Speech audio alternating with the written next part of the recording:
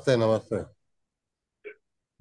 नमस्कार सगळ्यांना. कुबल मॅडम तुम्हालाही नमस्कार, सरांना नमस्कार. सर आज नेहमीच नवीन नवीन विषय घेऊन येतात. त्यातला आज तंत्रमंत्र हा विषय सर पहिल्यांदा शिकवत आहेत वाटतं. तर त्यांच्याकडून शिकून घ्यायचंय आपल्याला. तर ग्रह जेव्हा बिघडतात तेव्हा उपाय करून कसं फलित मिळतं आणि उपासनेद्वारे मंत्रग्रहांच्या देवतेंची उपासना करून आपण आपल्या आयुष्यामध्ये कसे चांगले परिणाम मिळतात, हे प्रत्येक ग्रह जेव्हा बिघडतो तेव्हा कसं फलित मिळतं आणि मंत्र करून त्याचा किती फायदा होतो, हे सगळं काही जे आहे ते सर शिकवणार आहेत. आणि सरांना मी विनंती करते की सरांनी सुरुवात करावी. नमस्ते सर आणि नमस्ते सगळ्यांना. धन्यवाद. धन्यवाद मॅडम. स्वागत आहे तुमचं. इत्यादी आपले सर्व सभासद आहेत. त्या सगळ्यांचं स्वागत आहे. त्यामध्ये आपले दळवी साहेब आहेत, मुकेश भाऊ आलेले आहेत अयोध्येवरून. त्याच्यानंतर देशमुख मॅडम आहेत, हळदणकर मॅडम आहेत, सगळे कुलकर्णी आहेत, कुबल मॅडम आहेत. त्या सगळ्यांचं स्वागत आहे. जर कोण राहून गेलं असेल तर क्षमस्व. आज आपण जी कार्यशाळा आहे त्या कार्यशाळेचं स्वरूप म्हणजे तंत्र मंत्र आणि उपासना. जसं मगाशी आता मॅडमने सांगितलं की जे काही आपले ग्रह दूषित होतात किंवा ग्रह जेव्हा आपल्याला फलादेश देत नाही त्यावेळेला ग्रहाला प्रसन्न करायचं असतं. तो एक माध्यम आहे. आणि जर एखादं कार्य पूर्ण होत नसेल तर कुठल्या तऱ्हेची बाधा किंवा तत्सम काही प्रश्न असतील तर ते आपल्या कुंडलीच्या अनुसरून. आता तंत्र हे जे आहे तर त्यामध्ये कुठल्या तऱ्हेचं टेक्निक वापरून जी उपासना असते आणि यंत्र असतं तर ते तंत्र म्हणून म्हटले आहे त्याला. आणि मंत्र जे आहेत ते मंत्र उच्चार करून त्याच्यामध्ये जे व्हायब्रेशन्स असतात, जे स्पंदन असतात, ती स्पंदनं एवढी असतात की आपल्याला इत्यादी कुठल्याही गोष्टीची कमतरता भासू देत नाही. असे काही मंत्र आहेत. तो मंत्र उपासना सुद्धा फार महत्वाची आहे. दुसरी गोष्ट, तिसरा भाग जो आहे की उपासनेचा. तर उपासना कोणत्या देवतेची करावी किंवा कुठल्या देवाची उपासना करून ती आवश्यक आहे का, तर त्याला दोन तीन आधार आहेत.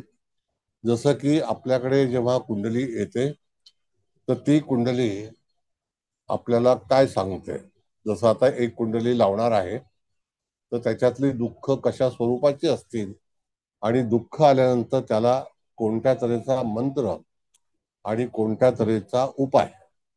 आता उपाय हा जो भाग आहे त्याच्यामध्ये कुठल्याही तऱ्हेची काळी जादू वगैरे वगैरे असा कुठल्याही तऱ्हेचा भाग नाही. अतिशय सात्विक आणि आपलं जे काही धर्माचं काम आहे, जे आपलं पौरोहित्य म्हणा किंवा वैदिक शास्त्र म्हणा, त्याला अनुसरूनच. बाकी कुठल्याही तऱ्हेचा जादू टोणा तावीज वगैरे वगैरे कुठलीही अंधश्रद्धा नाही. जे आपल्या पूर्व आचार्यांनी मंत्र आपल्याला दिलेले आहेत तर ते मंत्र आपल्या जीवनातील जे काही समस्या असतील किंवा पत्रिकेतील काही दोष असतील तर ते निवारण करण्यासाठी म्हणून त्यांनी ते उपाय दिलेले आहेत. तर अशा तऱ्हेचा जो काही भाग आहे की जेणेकरून अनेक प्रश्न आपल्याकडे पत्रिका येतात तर त्यावेळेला तुम्हाला जातक प्रश्न विचारतो की मला हे काम माझं होत नाही. काही वेळेला आर्थिक अडचणी असतात, काही कौटुंबिक आहेत, काही वेळेला असं असतं की घर होत नाही, स्वतःचं नोकरी लागत नाही. आता अनेक प्रश्न आपल्या ह्या युगामध्ये जातकाला सहन करावी लागतात किंवा प्रश्न येतात, निर्माण होतात, दुःख येतात. कधी कधी आजारपणा सुद्धा माणसाच्या जीवनामध्ये अशी काही सतावतात की जेणेकरून त्याच्यावरती काहीही उपाय उपयोग होत नाही. तर पहिलं प्रथम मंत्रशास्त्राचा नियम असा आहे की तुम्हाला साधं एक मुंगी पण चावू शकणार नाही एवढी शक्ती जी आहे ती मंत्र उपासनेमध्ये आहे आणि मंत्र साधनेमध्ये आहे. साधना कशी करावी तर त्याच्यामध्ये काही ठराविक नियम आहेत. एक तर तुम्हाला एकांतामध्ये ध्यान करण्याची सवय लागली पाहिजे. आता एकांतामध्ये ध्यान करणं म्हणजे सर्व ठिकाणी एकदम शांतता असेल, जिथे तुम्ही वास्तव्य करत असाल त्या ठिकाणी, तर तिथे कुठल्याही तऱ्हेचा डिस्टर्ब असू नये किंवा कोणी त्रास देऊ नये. मध्ये गोंधळ करू नये अशा ठिकाणी तुम्हाला ध्यानस्थ राहिलं पाहिजे. आणि त्याच्यातून आपल्या ज्या काही समस्या आहेत त्या समस्या, हे जे वैश्विक जीवन आहे ज्याला आपण म्हणतो विश्व, युनिव्हर्सल, तर ह्या युनिव्हर्सल मध्ये बऱ्याच देवता आणि देवी त्या उपस्थित असतात आणि त्यांना प्रार्थना केल्यानंतर तुम्हाला तुमच्या कार्यामध्ये येणारी बाधा ही सहजपणे तिथून दूर होऊ शकते. बरेचसे उपाय जे आहेत ते उपाय अतिशय अल्प किमतीचे, म्हणजे साधारणतः 10 रुपये, 15 रुपये, काही वनस्पतीचे उपाय आहेत. तर आपल्याला कधी कधी काही गोष्टी माहिती नसतात, म्हणून काय होतं की आपल्याकडे जातक आल्यानंतर आपण त्याला उपाय सुचवू शकत नाही. फक्त रत्न आणि हे विकून तो उपाय करणं हा नाही, पण त्याच्या व्यतिरिक्त सुद्धा जे काही प्रश्न येतात तर ते प्रश्न कसे असतात, तर आपण पहिल्यांदा जे पितृदोष असतात, अष्टम स्थान असतं, किंवा पितृदोष किंवा इत्यादी जे काही दोष झालेले आहेत तर ते कोणत्या स्थानामध्ये झालेले आहेत आणि त्याच्यामुळे आपल्या कुटुंबाची किंवा आपल्या स्वतःची बरीचशी हानी होत असते. तर त्याला कारण काय असतात ही आपल्याला शोधायची असतात. तुम्ही सर्वजण पत्रिका अभ्यासक आहात, चांगल्यापैकी तुम्ही कन्सल्टन्सी करत आहात, लोकांना उपाय सुचवत आहात, ज्योतिष पाहत असाल तरी काही हरकत नाही. पण योग्य ते उपाय आणि उपचार ते जर दिले तर जातक समाधानी होतो. खर्चिक उपाय बिलकुल त्याच्यामध्ये असणं गरजेचं नाही. म्हणजे ज्याला आपण म्हणतो खर्चिक उपाय, की 10,000ची शांती करा किंवा नारायण नागबळी करा, त्रिपिंडी श्राद्ध करा, हा जो सगळा भाग जो आहे हा पौरोहित्याच्या अंतर्गत आहे. आणि तो जसं आता त्रिपिंडी श्राद्ध हे जर आपले आई वडील असतील तर ते कधी कोणी करू नये, हा एक नियम आहे. ते सतत करायला लावतात लोक. नारायण नागबळी आहे, तर नारायण नागबळी पण असा सगळ्यांनी करून चालत नाही. त्याला तसे कुंडलीतील योग असतील तर नारायण नागबळी करावा, हा एक भाग आहे. तो भगवान शिवाच्या उपासनेचा एक भाग आहे आणि त्याच्यातून त्या गोष्टी ज्या आहेत त्या आपल्याला केल्यानंतर काही आपल्याकडून जे काही घडामोडी घडलेल्या असतात चुकीने म्हणा, आणि त्या आपल्याला सतावत असतात. आता हे जे काही आपल्याला त्रास होत असतो तर तो त्रास जो असतो तो पूर्वकर्मानुसार एक तर कुटुंबामध्ये असतो किंवा वैयक्तिक काही त्रासामध्ये मनुष्य गुंतलेला असतो.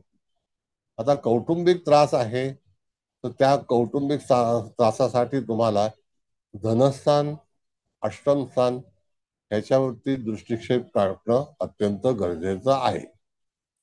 तिथे जर काही ग्रहांची जर तिथे युती असेल, काही चुकीचे ग्रह आले असतील एकत्र, तर त्यावेळेला त्या ठिकाणी जातकाच्या जीवनामध्ये बरेचसे आर्थिक आंदोलन होतात, वैवाहिक जीवनामध्ये काही बाधा येतात, काही कौटुंबिक येतात, काही संतती संदर्भात येतात, काही आर्थिक नुकसान होतं, काही मानसिक नुकसान होतं, किंवा काही देहाला इजा होते, अपघात होतात. तर अशी अनेक प्रकारची दुःख जेव्हा उपस्थित होतात, उभी राहतात, त्यावेळेला मनुष्य गांगरून जातो. त्यावरती मग आपण देवळात जातो, पण आपल्याला जे योग्य करायचं असतं देवळात अवश्य जावं, त्यात काही वाद नाही. रोजची घरची पूजा करावी. पण खरोखर त्या उपायातून जे असंतुष्ट काही गोष्टी आहेत की त्यांना जर आपण त्या ठिकाणी जे उपाय केल्यानंतर त्या प्राप्त होत असतील. आता जसं मी एक एक उपायाच्या बाबतीत तुम्हाला सांगणार आहे, आणि तसं एखाद्याची जर कुंडली तुमच्याकडे आली तर आपल्याला पहिला राहू आणि केतू या दोन ग्रहांशी संबंधित असणारी जी युती आहे तर ती युती जातकाच्या जीवनामध्ये कशा तऱ्हेने त्रास होतो आणि त्रास त्याला सहन करावा लागतो, आणि बऱ्याच गोष्टी केल्यानंतर ती पूर्तता होते आणि मग त्या त्रासातून आपण मुक्त होतो. तर अशा अनेक गोष्टी आहेत की जेणेकरून आपल्या पूर्व आचार्यांनी राहू केतू या ग्रहांसोबत जर इत्यादी ग्रह एकत्र आल्यास जातकाच्या जीवनामध्ये जे त्याचं जीवन असतं ते तिथे डिस्टर्ब होतं, त्रासदायक ठरतं. मग काही वेळेला घरातील प्रश्न उपस्थित होतात, काही वेळेला बाहेरील प्रश्न आपल्यावरती येतात, काही वेळेला त्या ठिकाणी एखादी घटना घडल्यानंतर दुःखाला आरंभ होतो. असे अनेक गोष्टी ज्या असतात तर त्यावरती आपल्याला तिथे उपाययोजना जो काही भाग आहे तो केल्यानंतर त्याच्यातून तुम्हाला निश्चितच तिथे फरक पडेल. आता हे उपाय करते वेळी तुम्हाला पूर्णपणे वैदिक शास्त्रावरती आधारित जर तुम्ही यंत्राचं साह्य घेतलं, म्हणजे जी यंत्र बनवली आहेत आपल्या पूर्वजांनी, त्याच्यामध्ये शेकडो यंत्र आहेत की त्याची उपासना केल्यानंतर भिंतीवर लावल्यानंतर आपल्याला माहिती आहे की आपण एंजल शिकलो होतो, त्याच्यामध्ये अनेक 8 प्रकारची ते 10 प्रकारची यंत्र दिली होती. लोशोग्रिड शिकलो त्याच्यामध्ये सुद्धा आहे. त्याच्यानंतर आता दुसरा एक भाग शिकवणार आहे, तर तो सुद्धा त्याच्यामध्ये सुद्धा अनेक नंबर्स आहेत. तर त्या नंबर्सवरती सुद्धा तिथे तुम्ही उपाययोजना करू शकता. मग आता इथे आपल्याला पारंपरिक ज्योतिषमध्ये जर समजा एखाद्या वेळेला एखादी घटना घडत असेल तर ती कशामुळे घडते, तर त्यावेळेला तुम्हाला त्याचा शोध घेणं अत्यंत आवश्यक आहे. तर या बऱ्याचशा घटना राहू केतू युक्त जर ग्रह आले, तर आपण सुरुवात करूया राहू चंद्र पहिल्यांदा आणि केतू चंद्र. त्याच्यामध्ये चंद्र याला वाव न मिळाल्यामुळे तिथे त्या चंद्राची कुटुंबळा होते. आणि अशा वेळेला चंद्र हा जलतत्वाचा असल्यामुळे जे जीव आहेत, ज्याला आपण म्हणतो की जलाशयामध्ये असणारे जे जीव आहेत, चंद्र म्हणजे पाण्याचा त्याच्यामध्ये सहवास येतो. त्या पाण्यामध्ये राहणाऱ्या जीवांना जर आपण त्या ठिकाणी काही खाद्य टाकलं तर चंद्र हा बलवान होतो आणि ते दुःख जे आहे ते निघून जातं. आता तसा हा ग्रहण दोष सुद्धा आहे.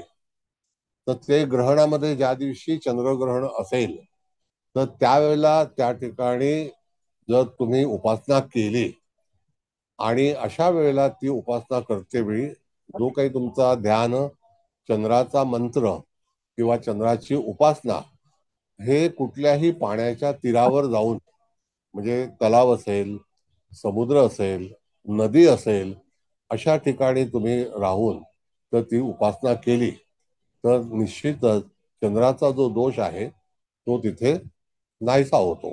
आणि मानसिक आनंद, ज्याला मानसिक दुःख म्हटलं जातं किंवा मानसिक आंदोलनं होतात किंवा काही भीती वाटते, अशा बऱ्याचशा गोष्टीमध्ये त्या जातकाला तिथे पर्याय सापडत नाही. तर त्या ठिकाणी तुम्हाला चंद्र हा जर दूषित झाला असेल तर त्या चंद्राचं निवासस्थान किंवा आपल्या भक्तीचं निवासस्थान हे जलाशय जिथे असेल त्याच ठिकाणी तुम्हाला त्याची उपासना करणं अत्यंत आवश्यक आहे. आता जलाशयापाशी म्हणजेच काय, एखादं कुंड असेल, पूर्वी आपल्याकडे बरीचशी कुंड होती, बरेचसे तलाव होते, नद्या आहेत, समुद्र आहेत, त्यांच्या तीरावर बसून सुद्धा जर तुम्ही चंद्राची उपासना केली, त्याच्यामध्ये कुठल्याही तऱ्हेचं साहित्य न वापरता जर तुम्ही ध्यानधारणा करून तुमचं दुःख जर त्या ठिकाणी त्या जलाशयावरती मांडलं तर ते चंद्रापर्यंत पोहोचलं जातं आणि तशा वेळेला राहूच्या याच्यातून त्याची मुक्तता तो करतो. आणि मग अशा वेळेला जरी राहूचंद्र हे जरी मित्र नसतील तरी सुद्धा चंद्राची त्यापासून मुक्तता होते, म्हणजे चंद्राला बळ मिळतं. दुसरा भाग असा आहे त्याच्यामध्ये की ही जर युती ज्या राशीमध्ये होत असेल त्या राशीचा स्वामी जो कोणी असेल तो, आता राहूला स्वतःची रास नाहीये, बा केतूला स्वतःची रास नाहीये, इत्यादी ग्रहांना स्वतःच्या राशी आहेत. तर त्या राशीमध्ये जो तिथे विराजमान झालेली ही युती आहे, ती युती त्या राशीचा मालक जो असेल तो, त्याला सुद्धा त्या कार्यामध्ये अडथळा निर्माण होतो. उदाहरणार्थ, एखाद्या व्यक्तीचा समजा मेषेचा राहू आहे आणि राहू चंद्राची युती मेष राशीत आहे, तर तुम्हाला असंही समजलं पाहिजे मेष म्हणजे भ्राता, मेष म्हणजे जमीन, मेष म्हणजे युद्ध, मेष म्हणजे अग्नी, मेष म्हणजे वाहन, मेष म्हणजे अपघात.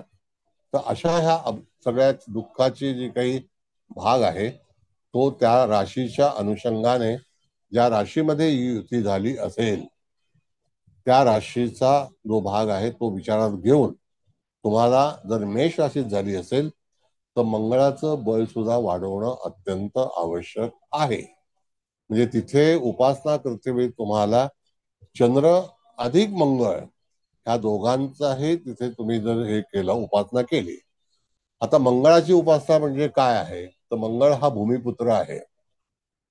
चंद्र हा जलतत्वाचा कारक आहे आणि जलाशयाशी संबंधित असल्यामुळे तिथे पृथ्वी म्हणजे मंगळ आणि मेष रास म्हणजेच मंगळ, म्हणून तुम्हाला त्या ठिकाणी चंद्राची आणि मंगळाची जी काही निवासस्थाने आहेत, परत वाक्य आहे का, चंद्र आणि मंगळ यांची जी निवासस्थाने आहेत असतील तिकडे जाऊनच तुम्हाला त्याची उपासना करणं आवश्यक आहे. आता मंगळ आणि चंद्र आणि राहू यांची जर युती असेल किंवा चंद्र आणि राहूची युती मेष राशीत किंवा वृश्चिक राशीत असेल तरी सुद्धा तिथे मंगळाचाच तुम्हाला उपासना करणं, मंगळाचीच उपासना करणं आवश्यक आहे. म्हणजेच काय की त्या ठिकाणी जातकाच्या जीवनामध्ये होणारं जे काही आंदोलन आहे तर तो प्लॅटफॉर्म कुठला आहे, तर मंगळाचा आहे. म्हणून मंगळाला तिथे बलवान बनवणे हे गरजेचं आहे. आता मंगळ म्हटलं तर भूमी आहे, तर भूमीची पूजा करणे, जसं की आपण उदक शांती करतो तशाच ठिकाणी जर समजा तुम्ही एकांतामध्ये गेलात, कुठल्याही डोंगराळ भागात गेलात, तिथे कोणाची मालकी असेल किंवा नसेल आणि त्या भूमीवरती सुद्धा तिथे मंगळ हा अग्नी तत्वाचा ग्रह आहे, तर तिथे एखादा होम केलं, हवन केलं, चंद्राची उपासना तुम्ही समुद्रकिनारी किंवा जलाशय असेल त्या ठिकाणी केली आणि मंगळाची उपासना तुम्ही भूमीवरती केली, तर मंगळाला प्रिय काय आहे, तर मंगळाचं प्रिय जी काही गोष्ट असेल तर त्या गोष्टी तुम्हाला दान करणं किंवा त्याची पूजा करणं. दान करता येत नसेल तरी हरकत नाही, पण मंगळ हा ग्रह जर तुम्ही त्याचं पूजन केलं तर तो तुमच्या कुंडलीतील काही दोष असेल तर त्या ठिकाणी तो घालवू शकेल. पण जर ही युती मंगळ ह्या ग्रहाच्या राशीमध्ये, तुम्हाला कल्पना आहे की मेष आणि वृश्चिक हे दोन जी राशी आहेत त्या मंगळाच्या अधीन आहेत. मग तिथे उपासना करते वेळी नेमकं कोणाचं पूजन करावं ही आपल्याला जर माहिती असेल तर आपल्याला जो काही त्रास होणारा असतो, कधी कधी काही लोकांच्या प्रॉपर्टीज बऱ्याचशा हानिकारक ठरतात, काही लोकांना प्रॉपर्टीचं सुख नसतं, वडिलोपार्जित जी काही संपत्ती असते ती कधी तिचा निकाल लागत नाही, अनेक कोर्ट कचेरी कराव्या लागतात आणि समझोता होत नाहीत. जर असे प्रश्न जर तुमच्याकडे घेऊन कोण आलं आणि अशी युती जर समजा त्या राशीमध्ये तुम्हाला आढळली तर निश्चितच तुम्हाला अशा ठिकाणी जाऊन ती उपासना केल्यास त्याचं फळ हे अतिशय चांगल्यापैकी तुम्हाला प्राप्त होतं आणि तुमची दुःख निवारण होतात, असा हा अनुभव आहे. आणि मंगळाचा मंत्र जो आपण गणी गर्भस्यम भूत विद्युत कांती हा जो मंत्र आहे आणि चंद्राचा मंत्र आहे, तर चंद्र हा भगवान शिवाच्या मुकुटावरची शान आहे, तर त्याचा मंत्र करणे आणि वृश्चिक राशीत किंवा मेष राशीत असल्यामुळे मंगळाचा मंत्र करणे, मंत्राचा उपाय करायचा असेल तर, नाहीतर त्या ठिकाणी उपासना करायची असेल तर जलाशयाची आणि पृथ्वीची त्या ठिकाणी जर तुम्हाला हवन करायचं असेल तर तुमचा मंगळाचा दोष जो आहे तो नाहीसा होतो. आता हवन करताना तुम्हाला साहित्य काय आहे, आता आपण कापूर पेटवतो, वनस्पती पेटवतो, त्यानंतर बाजारामध्ये होम पुडी मिळते, होम करण्याचं साहित्य मिळतं. असं होम करण्याचं साहित्य जरी तुम्ही स्वतः घरी वापरलं, एकांतामध्ये जाऊन कुठल्या तरी भूमीवरती वापरलं तरी सुद्धा त्या ठिकाणी तुम्हाला असलेला लागलेला दोष, कोणाचा आवाज आहे त्याला काढून टाका, नाही काढून टाका. मॅडम जरा लक्ष द्या, मी तुम्हाला ऍडमिन केले, रिमूव्ह करा. हा, तर त्या ठिकाणी जर असं होत असेल तर तुम्हाला अशा तऱ्हेची उपासना करून त्याच्यातून मार्ग निवडायचा असतो. आता ह्याच्यावरती कोणाला काही प्रश्न असेल, एक एक ग्रहावरती आपण विचार करणार आहोत. कोणाला काही प्रश्न आहे का तर विचारा, मग त्याच्यानंतर पुढे फलादेश करतो तुम्हाला. सर एक विचारू? हा बोला. हा, म्हणजे आता आपण चंद्र राहू घेतो, म्हणजे आता मंगळ आला म्हणून मंगळ घेतोय आणि राशी स्वामी असेल तो घेतो, पण मग त्याच्यात राहूचा जप नाही घ्यायचा का? नाही, असं आहे नाही. मॅडम की तो ग्रह अडकलेला आहे, हा. ज्या ग्रहाची युती आहे. आता उदाहरण तुम्हाला आणखी सांगतो मी. समजा वृषभ राशीमध्ये राहू चंद्राची युती झाली तर तिथे शुक्राचा नाही संबंध. सर, माझी सिंह राशीत आहे. ऐका तर, मी सांगतो तुमचं भविष्य मला सांगायचं नाही, मी जनरल लोकांना सांगतोय. जर समजा ही युती तुम्हाला चंद्र राहूची युती जर वृषभ राशीत मिळाली तर त्या ठिकाणी केतूची युती चंद्र आणि केतूची युती जर मिळाली तर त्या राशीचा स्वामी कोण आहे? शुक्र आहे. शुक्र. मग शुक्राची उपासना करणं गरजेचं आहे. आता शुक्राची उपासना करताना काय करावं लागेल तर शुक्र जी वृषभ रास आहे ती देवीची आहे, गॉडेस आहे, देवी. ती त्या लक्ष्मी देवी आहे, अंबा देवी आहे, अशा देवीची उपासना करणे. मंगळ सांगितला म्हणून तुम्हाला भूमीची उपासना करायला सांगितली. आता जसं की वृषभ राशी जर असेल तर त्या ठिकाणी त्या आपल्या कुलस्वामिनीची ओटी भरणे हे आपल्याकडे फार पूर्वीपासून चालत आलेलं आहे. तर तशा तऱ्हेने आपण कधी कधी आपल्या कुलदेवतेला पण भेट द्यायला जात नाही.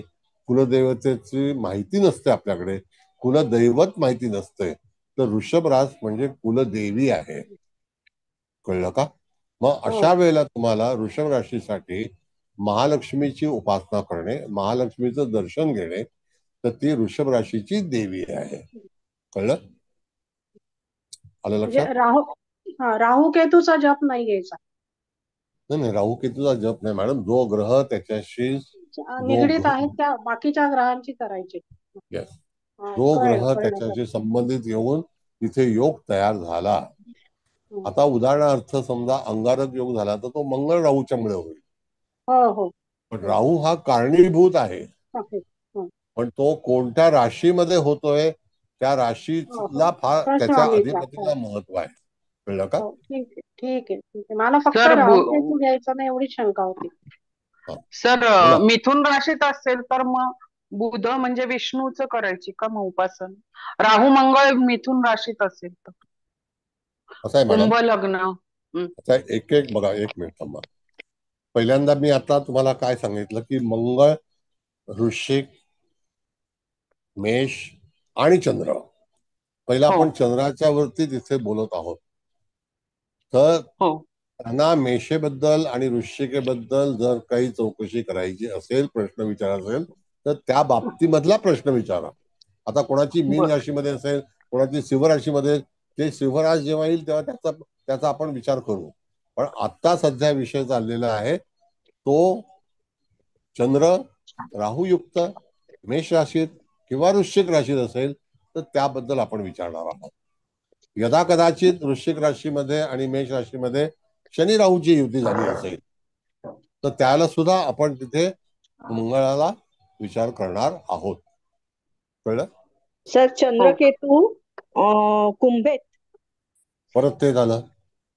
मी आता मेष राशीबद्दल बोलतोय तर मेष राशीबद्दल विचारा. सॉरी सर मी विचारू? हा बोला. हा सर, मेष राशीमध्ये सूर्य, चंद्र आणि बुध, पण सूर्य आणि बुधाला 0 डिग्री आहे आणि मेष राशीमध्ये चंद्र आहे. बर, आता सांगतो. मग आता हा व्यवस्थित प्रश्न आहे, हा योग्य प्रश्न आहे. आता कसं करायचं तर मॅडम, कोणत्या राशीमध्ये चंद्र, रवी आणि बुध आहे का? मेष राशीमध्ये. बरं, कोण कोण आहे तिथे? मेष राशीमध्ये चंद्र, बुध आणि सूर्य, पण सूर्य आणि बुधाची डिग्री 0 आहे. नाही, हरकत नाही. तो कुठल्याही त्या राशीच्या पॉकेटमध्ये आहे ना, म्हणजे तो काही तासापूर्वी तरी आलेला आहे ना मॅडम. हो. 0 अंशाचा असला तरी सुद्धा काही तासापूर्वी आलेला आहे. आता अशा वेळेला प्लॅटफॉर्म कुठला आहे तर मंगळाचा आहे, बरोबर आहे. ग्रह हो. कोण आहे तर सूर्य आहे, बुध आहे आणि चंद्र आहे. म्हणजे हा ग्रहण दोष आहे तो अमावस्येचा आहे. अशी युती होऊ शकते, नाही होऊ शकत असा काही भाग नाही आहे, कळलं की नाही. आता हो. अशा वेळेला तुम्हाला मंगळाला तिथे बाद करायचं नाही, मंगळाला विचारात घ्यायचं आहे. मंगळाला का विचारात घ्यायचं आहे, कारण ती युती मेष राशीमध्ये झालेली आहे, त्या घरामध्ये झालेली आहे. त्याच्यामुळे त्या ठिकाणी मंगळाचा विचार करणं आवश्यक आहे. मग तुम्हाला उपासना करायची असेल तर चंद्र, रवी, बुध आणि मंगळ असे हे 4 ग्रह आहेत. त्या 4 ग्रहांचीच उपासना करायची. आता 4 ग्रहांची उपासना करताना तुम्हाला कोणता आधार घ्यायचा आहे उपासनेमध्ये, तर मगाशी मी सांगितलं चंद्राचा जो उपाय आहे तो जलाशयाच्या जवळ आहे. रवीचा जो उपाय आहे तो विष्णूच्या देवळामधला आहे किंवा नारायणाच्या ह्याच्यामध्ये आहे किंवा अग्निदेवता आहे, सूर्यदेवता आहे. असा सूर्यदेवतेच्या ह्याच्यामध्ये सुद्धा तुम्ही त्याला अर्ज करून तुम्ही त्याचा उपाय करू शकता. आता राहिला बुध, बुधाचा मंत्र करू. यदा कदाचित जे हिरवे मूग असतात ते हिरवे मूग हे बुधाच्या अखत्यारीत येतात. ते जर समजा तुम्ही पाण्यामध्ये सोडले विनास्वार्थ, म्हणजे कुठलाही स्वार्थ नसताना, किंवा ते मूग जर कबुतरला खायला दिले, पक्ष्याला खायला दिले, तरी सुद्धा त्या ठिकाणी बुधाचा दोष हा नाहीसा होतो. यदा कदाचित समजा तुम्हाला ते नाही करायचं तर एखादं पुस्तक, एखाद्या शाळेतल्या वह्या ह्या जर तुम्ही त्या ठिकाणी धर्मामध्ये वाटप केलं तरी सुद्धा बुधाचा दोष हा नाहीसा होतो. पण रवीचा दोष नाहीसा करते वेळी तुम्हाला त्या ठिकाणी आपल्यापेक्षा वरिष्ठ असणाऱ्या व्यक्तीचं मान सन्मान करणे, सूर्याची उपासना करणे, चंद्राची उपासना करणे आणि ज्या राशीत आहे त्या ग्रहाची उपासना करणे. आता मंगळाच्या बाबतीत आपण तो निर्णय सांगितलेला आहे की मंगळ हा अग्निकारक ग्रह आहे, त्याला होम हवन हे करणं गरजेचंच आहे, कळलं. भूमीवरती भूमी उपासना, ज्याला भूमीची उपासना म्हणतात, म्हणजे ज्या भूमीवरती आपण वास्तव्य करतो तर त्या ठिकाणी अग्नी प्रज्वलित करणे, म्हणजे त्या ठिकाणी भूमीला अशा वेळेला त्याचं भक्ष्य जे आहे ते करणे, कळलं. नमस्कार सर. नमस्ते. वृश्चिक राशीमध्ये जर मंगळ राहू त्याच्या बुध असेल आणि नेपच्यूनही असेल तर मग नाही, नेपच्यूनचा ह्या नवग्रहामध्ये आलेला नाही आहे मॅडम.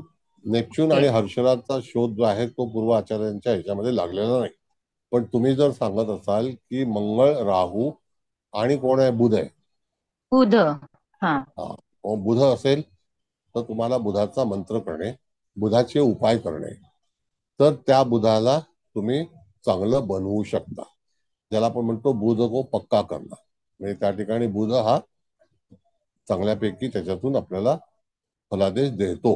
आता बुध राहूची युती आहे ती मेष राशीमध्ये आहे, तर यदा कदाचित तुमच्या आर्थिक धोरणामध्ये चोरी होऊ शकते, व्यापारामध्ये चोरी होऊ शकते.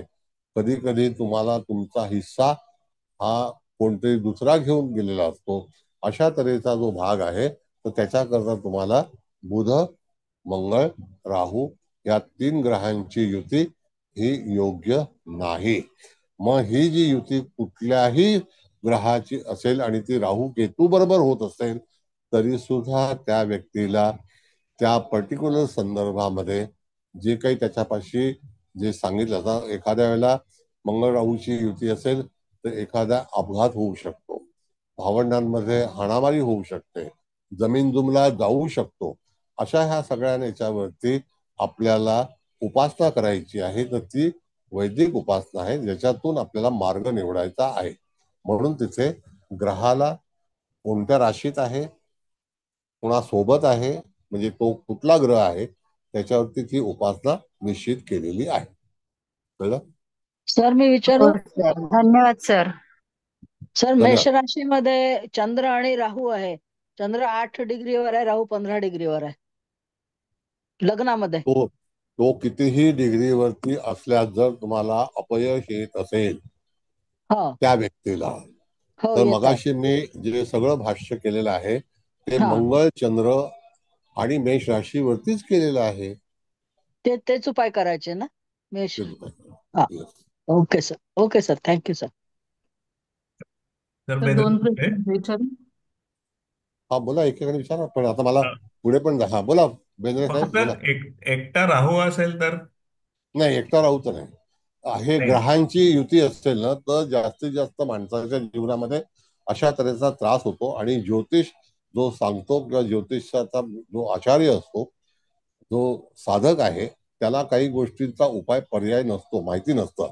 आणि मग ते काय करतात की फक्त तुम्ही अमुक एक पूजा करा, त्या जातकाकडे तेवढी कपॅसिटी नसते, तर उपासना करण्याकडे जर त्याचा कल असेल तर तुम्ही ते उपासना त्याला सुचवू शकता. ओके. म्हणजे युतीत किंवा बरोबर असले तरच हे उपाय तर करायचे, नुसता एकटा असेल तर नाही. त्यांचं अंतर कितीही जरी असलं आणि एका पॉकेटमध्ये जर असतील तर तुम्हाला त्याची उपासना करून तुमचा प्रश्न सोडवायचा असतो. आणि जेव्हा तुम्ही भिन्न भिन्न पत्रिका पाहता त्यावेळेला जातकाच्या जीवनामध्ये स्थानाला अनुसरून, राशीला अनुसरून, ग्रहाला अनुसरून जे प्रश्न उपस्थित होतात त्यावरती जेव्हा जातकाला बोध येतो, माहिती मिळते की मला हा जो त्रास आहे तो ह्या पर्टिक्युलर स्थानामध्ये हा ग्रह असल्यामुळे तो त्रास होत आहे, तर त्याला आपल्याला उपाय काय. अनेक लोक जेव्हा आपल्याकडे पत्रिका पाहायला येतात त्यावेळेला ते विचारतात की ह्याच्यावरती इलाज काय आहे. कारण का की काही वेळेला लोक आपल्याकडला इलाज किंवा काही गोष्टी हे सांगत नाहीत, कदाचित त्यांना कल्पना नसेल, पण तरी सुद्धा ह्या ज्या काही बिन पैशाच्या गोष्टी आहेत. आता होमपुरी बाजारामध्ये 100 रुपयात मिळते सगळ्या तऱ्हेच. तर तिथे होम कुंड तुम्ही घेतलं आणि केलं तरी सुद्धा नवरा बायको मुलं वगैरे बसले आणि होम केला, हवन केलं, तर त्या ठिकाणी ओम नमो भगवते वासुदेवाय हा मंत्र केला तर सहज तुम्हाला त्याच्यातून मुक्तता मिळू शकते. म्हणजे तुमचा प्रश्न सुटू शकतो आणि तो बरोबर. तुम्ही तुमच्या घरामध्येच केला तर आणखी फायदा होऊ शकतो. Okay okay sir. जेव्हा जेव्हा अग्नी प्रज्वलित होतो त्यावेळेला जे काही चुकीचे जीव जिथे वास्तव्य करीत असतात तर त्यांचा तिथून पलायन होतं, असा भाग ओके आहे. Okay sir, thank you. आणि चिंताहरण होते. Okay okay sir, thank you. बोला आता कोण मॅडम विचारत होत्या, विचार. सर सर तुम्ही मला पण एक विचारायचं आहे. हा बोला. मी विचारू हळदणकर? हा बोला ना, बोला. विचारा मग मी सर विचारते. समजा षष्ठ स्थानामध्ये बुध केतू याची युती असेल आणि षष्ठ स्थान हे वृषभेचं असेल तर कोणाची उपासना करायची? शुक्राची ना. शुक्राची. शुक्राची ना. ऋषभ मगाशी मी सांगितलं ना.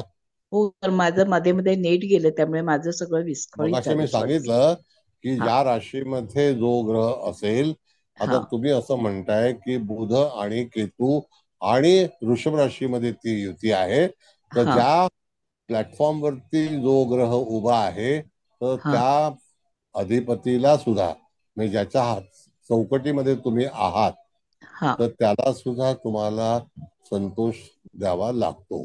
तर ज्या घरामध्ये आपण वास्तव्य करतो, ज्याच्या घरामध्ये कसं आहे की फलादेश करते वेळी मॅडम आपण राशीच्या अनुसरून ग्रहाला फलादेश मिळतो. राशी कशी बनते तर राशी नक्षत्रावरती बनते. मग त्या राशीचा अधिपती शुक्र असेल तर तुम्हाला देवी उपासना जी आहे परमेश्वरीची ती करावी लागते. Okay thank you sir. हा बरं.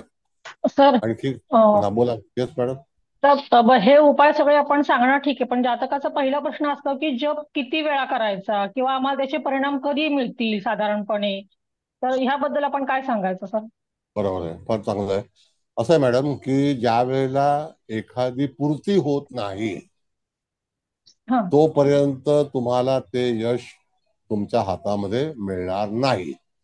पूर्वकर्माच्या नुसार जोपर्यंत मागच्या चुका ज्या असतात, मागच्या जीवनातील तंटे किंवा ह्या जीवनातील तंटे वाद विवाद, तर अशा वेळेला काही चुका झालेल्या असतात आपल्या हातून, तर त्याची भरपाई म्हणून जातकाला जेव्हा द्यायची असते तर ती पूर्ण होत नाही तोपर्यंत त्या जातकाला तिथे पूर्णपणे त्याला रिप्लाय मिळत नाही, त्याचा समाधान होत नाही, त्याला संतोष मिळत नाही. त्याला कारण काय असतं की आपण आता मी ज्योतिष शिकवतोय, मी थोडक्यात तुम्हाला सांगतो. आता जर समजा मी तुम्हाला फसवण्याचा प्रयत्न केला, जे काही असेल वाजवीपेक्षा अतिरिक्त, तर ती पहिली चूक माझ्याकडे आहे. बरोबर. हो हो. कदाचित मी मागच्या जीवनामध्ये म्हणजे पूर्वी जर अशी काही फसवणूक केली असेल तर त्या ठिकाणी मला तो भोग भोगायचाच आहे. त्याच्यामध्ये काय होईल तुम्हाला मी सांगतो. कधी कधी माझ्या मुलांचा विकास होणार नाही, कधी कधी असे गहन प्रश्न निर्माण होतील की जेणेकरून मला उत्तर सापडणार नाही. आज आपण पाहतो मॅडम की बऱ्याच वेळेला आजारपणामध्ये लाखो रुपये जातात. तर त्याला कारण काय असतात? त्याला कारण ते चिंतेचंच वातावरण आहे की ते आजारपण कशामुळे झालं. आता आजारपणासाठी तुम्हाला षष्ठस्थान त्या स्थानाच्या अनुसरून तुम्हाला तो फलादेश मिळणारच आहे. कळलं? मग तिथे तुम्ही म्हणाल तुमचा मुख्य प्रश्न आहे की आम्हाला कधी त्याचं फळ मिळेल, म्हणजे चांगलं मिळेल. तर त्याला एकच उत्तर आहे, जोपर्यंत तुमची पूर्ती होत नाही, हिशोब कंप्लीट होत नाही, तोपर्यंत तुम्हाला रिटर्न्स मिळणार नाही. तुम्हाला व्यवस्थापन जर करायचं असेल तर जास्तीत जास्त तुम्हाला परमेश्वराच्या याच्यामध्ये राहून तुम्हाला तुमच्या शत्रूला किंवा तुम्हाला जो विरोध आहे त्याला जर संपवायचं असेल तर तुम्हाला त्या ठिकाणी जर तुमची रिकव्हरी करायची असेल तर तुम्हाला मंत्र करणं, उपासना करणं अत्यंत आवश्यक आहे. बरोबर आहे. आता ह्या सगळ्यासाठी सर अर्थातच बराच काळ नाही म्हटलं तरी जाणार आहे, पण लोकांची सर एवढी तयारी नसती, त्यांना असे क्विक रिझल्ट हवे असतात सर. तर अशा वेळेला त्यांचे प्रश्न पण विचित्रासारखे असतात सर कधी कधी. तर त्यांना काय उत्तर द्यायचं अशा वेळेला सर? नाही, आता उत्तर द्यायसाठी तुम्हाला त्याला समजावून सांगणं गरजेचं आहे. उत्तर देणं म्हणजे आपला फायदा करणं असं नाही, पण प्रॅक्टिकली उत्तर सांगतो मला. प्रॅक्टिकली उत्तर आता मी तुम्हाला एक उत्तर देतो. तुमच्या कल्याण डोंबिवलीमध्ये आता 61 का 65 इमारतींचा वाद चालू आहे. बरोबर. हो. आता त्यांचे गहन प्रश्न आहेत. हायकोर्टाने ऑर्डर काढलेली आहे, बिचारे सगळे संकटात आलेले आहेत. आणि त्यावरती तुमच्याकडे जर आलं तर समजायचं की त्या ठिकाणी राहू मंगळाचा जो आपण मगाशी विचार केला तो. बरोबर. तर अशा वेळेला जर सामूहिक जर त्या ठिकाणी एकत्रित येऊन जर उपासना केली, मंत्रशास्त्रावरती भरपूर काही गोष्टीचा त्या ठिकाणी फायदा होऊ शकतो, तर तुम्ही तो उपाय सुचवू शकता. तर कदाचित सोसायटीतल्या सगळ्या लोकांनी एकत्र येऊन जर असा एखादा मोठा होम वगैरे केला त्या संदर्भात तर अच्छा. पूर्वी सगळे लोक करायचे. आमच्याकडे अजूनही मारवाडी समाजामध्ये एकत्रित येऊन प्रत्येक वर्षाला 3 ते 4 पूजा एकत्रित करतात एका समाजाच्या. तर तसा तो प्रश्न तुम्हाला घालू शकाल. पण पर्सनल आयुष्यामध्ये, वैयक्तिक आयुष्यामध्ये जर एखाद्या प्रश्नापासून तुम्हाला जर तिथे तक्रार होत असेल किंवा त्रास होत असेल तर पहिली गोष्ट म्हणजे आपली नीतिमत्ता ही सुधारली पाहिजे. ते सुधारणं गरजेचंच आहे. बरोबर. आणि ते सुधारलं नाही तर ते जाणार. मग अशा वेळेला ज्या घडामोडी घडतात तर त्या ठिकाणी त्याचं प्रायश्चित्त हे करावंच लागतं. बरोबर. आपण नो एंट्री मध्ये घुसल्यानंतर चलान लागतं, तसाच जीवनाचा पण नो एंट्रीचा जो प्रवास आहे तो जातकाच्या अंगाशी येऊ शकतो. तो कदाचित कालांतराने येईल, पण येणार. नक्की नक्की. तर अशा काही घटना घडलेल्या असतात. कधी कधी आपल्याला ती दूरदृष्टी नसते आणि त्याच्यामुळे फसगत होते, तर त्याच्यामुळे हानी होते. तर ती हानी जेव्हा झालेली असते त्याला उणीव भरून काढायची असते, तर त्याला उपासनेशिवाय मार्ग नाही. बरोबर. आणि तो दैविक मार्ग स्वीकारला पाहिजे. भलते सलते मार्ग करून काही होणार नाही होणार सर. होय. नाही, बऱ्याच वेळेला येतात लोक असे सर की आमच्यावरती अशी काळी जादू केली वगैरे, तर त्याच्यासाठी असं येतात त्याच्यावरती. तेच की त्याला उत्तर देऊ नका. ते तर एकदा पहिलं म्हणजे विचारणं चुकीचं आहे लोकांनी सुद्धा. तर असं काही, आणि तुमच्याकडे जर आध्यात्मिक शक्ती असेल तर त्या गोष्टी तुमच्याकडे येत पण नाहीत तेवढ्या प्रमाणात खरं तर. नक्की. हो बरं, सर. दुसरा भाग धन्यवाद असा सर. आहे आता. धन्यवाद. दुसरा भाग आपण आता जाऊया. चंद्राचा भाग घेतला, मेष राशी घेतली, राहू चंद्राची युती घेतली. आता रवी आणि राहूची युती घेऊया. कधी कधी रवी आणि राहूचा हा पितृदोष असतो. तो पितृदोष जातक कोण आहे ह्याच्यावरती त्याच्या ज्या काही घडामोडी घडतात त्या अवलंबून असतात. कधी कधी काही घटना ज्या आहेत त्या केव्हा घडतील, जेव्हा त्या गोष्टी त्याच्या जीवनात उपस्थित होतील. उदाहरणार्थ, रवी हा आरोग्याचा कारक आहे आणि राहू युक्त आहे. आपण जेव्हा शिकतो त्यावेळेला रवी हा पतीचा कारक पण सांगितलेला आहे, वडिलांचा कारक पण सांगितलेला आहे. मग अशा वेळेला जर समजा पितृसुख नसेल आणि रवी राहूची युती किंवा रवी केतूची युती असेल, तरी सुद्धा त्या जातकाला त्या गोष्टीला निश्चितच सामोरं जावं लागतं. तर ते कशामुळे लागतं? कारण का कुंडलीमध्ये असणारा जो दोष आहे तो तुम्ही ज्योतिषी आहात म्हणून तुम्हाला तो माहिती आहे आणि त्या आधारावरतीच तिथे तुम्हाला त्याचा उपाय सांगायचा आहे.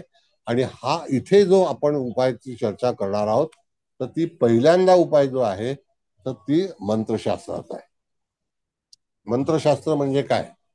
तर त्याच्याने जास्तीत जास्त निवारण होऊ शकतं. आता ते निवारण करण्यासाठी म्हणून एक तर पहिला तुम्हाला प्रॉपर मंत्रांची निवड केली पाहिजे. मंत्र कसा उच्चारावा ही माहिती हवी. कोणत्या वेळेला तो करावा ही माहिती हवी. उदाहरणार्थ, की एखादी पूजा तुम्ही करणार असाल, तुम्ही स्वतः जरी केली तरी सुद्धा त्या ठिकाणी पृथ्वीवरती अग्नी अस्तित्वात असणं आवश्यक आहे. आणि तो पंचांगामध्ये तुम्हाला आढळतो की आज पृथ्वीवरती अग्नी आहे का. त्या दिवशीच तुम्हाला, रवी हा नारायण आहे, राहू हा काळ आहे आणि रवी राहूची युती किंवा केतू राहूची युती असेल, केतू रवीची युती असेल, तर रवी राहू केतू रवीची युती असेल तर समजायचं आयुष्यामध्ये अनेक प्रकारचे त्रास त्या जातकाला होत असतील किंवा होतील. तर त्याला सूचना देऊन तुम्ही त्या जातकाला समजवू शकता की अशा घडामोडी होतील तर त्याला तुला ही उपासना करणं अत्यंत आवश्यक आहे. आता रवीचा विचार झाल्यानंतर रवीचं यंत्र आहे, तर ते यंत्र काही मी बनवलेलं नाही आहे. ते शास्त्राच्या अनुसार तिथे रवीचं यंत्र तयार केलेलं आहे आपल्या पूर्वाचार्यांनी. तर ते यंत्राची जर उपासना केली, अशी अनेक यंत्र आहेत की ज्याच्या यंत्रामध्ये बऱ्याच गोष्टी तुम्ही साध्य करू शकता. काही दुःख निवारण करू शकता, रवीचं दान करू शकता. त्याची माहिती आपल्याला पंचांगामध्ये आहे की रवीचं दान कोणतं करावं. रवीचा मंत्र सगळ्यांना माहिती आहे. पण आता प्रश्न आलाय की रवी कोणत्या राशीमध्ये आहे. तर त्या राशीचा स्वामी म्हणजे ज्या कॅव्हिटीमध्ये जो मालक आहे त्या राशीचा, त्याच्यामध्ये जर ही युती होत असेल, मग ती मिथुन राशीमध्ये हो, कर्क राशीमध्ये हो किंवा आणखी कन्या राशीमध्ये हो, तर त्या राशीच्या स्वामीची सुद्धा तुम्हाला जप जाप्य करणं अत्यंत आवश्यक आहे. नाहीतर तुम्हाला त्याचा फलादेश मिळणार नाही. कारण का, की ज्याच्या घरामध्ये ते ग्रह वास्तव्य करीत आहेत तर त्या ग्रहाला सुद्धा तिथे महत्व आहे. म्हणून त्या ग्रहाची सुद्धा तुम्हाला उपासना करणं आणि त्याच्यातून यश मिळवणं हे आवश्यक आहे. जर तुम्हाला यशस्वी व्हायचं असेल मंत्र उपासनेतून, तर तुम्हाला तो राशी स्वामी अधिक जो त्या क्लचमध्ये आलेला ग्रह. आता कधी कधी असं होतं की आपण समजा सिंह रास पकडले आणि सिंह राशीमध्ये रवी राहूची युती आली, तर तो पितृदोष 100% निश्चित आहे. तिथे अशा काही घडामोडी होती की जेणेकरून जातकाला बऱ्याच प्रमाणामध्ये आपल्या कुटुंबाचा छळ होणे किंवा तत्सम काही घडामोडीला सामोरं जाणं, तर सिंह राशीमध्ये रवी राहूची युती येणं ही योग्य नाही. त्यावेळेला कदाचित जातकाला इतर लोकांकडून बराचसा त्रास होण्याची शक्यता आहे फ्रॉम अदर पीपल. तो स्वतः त्रासदायक होईल असं नाही.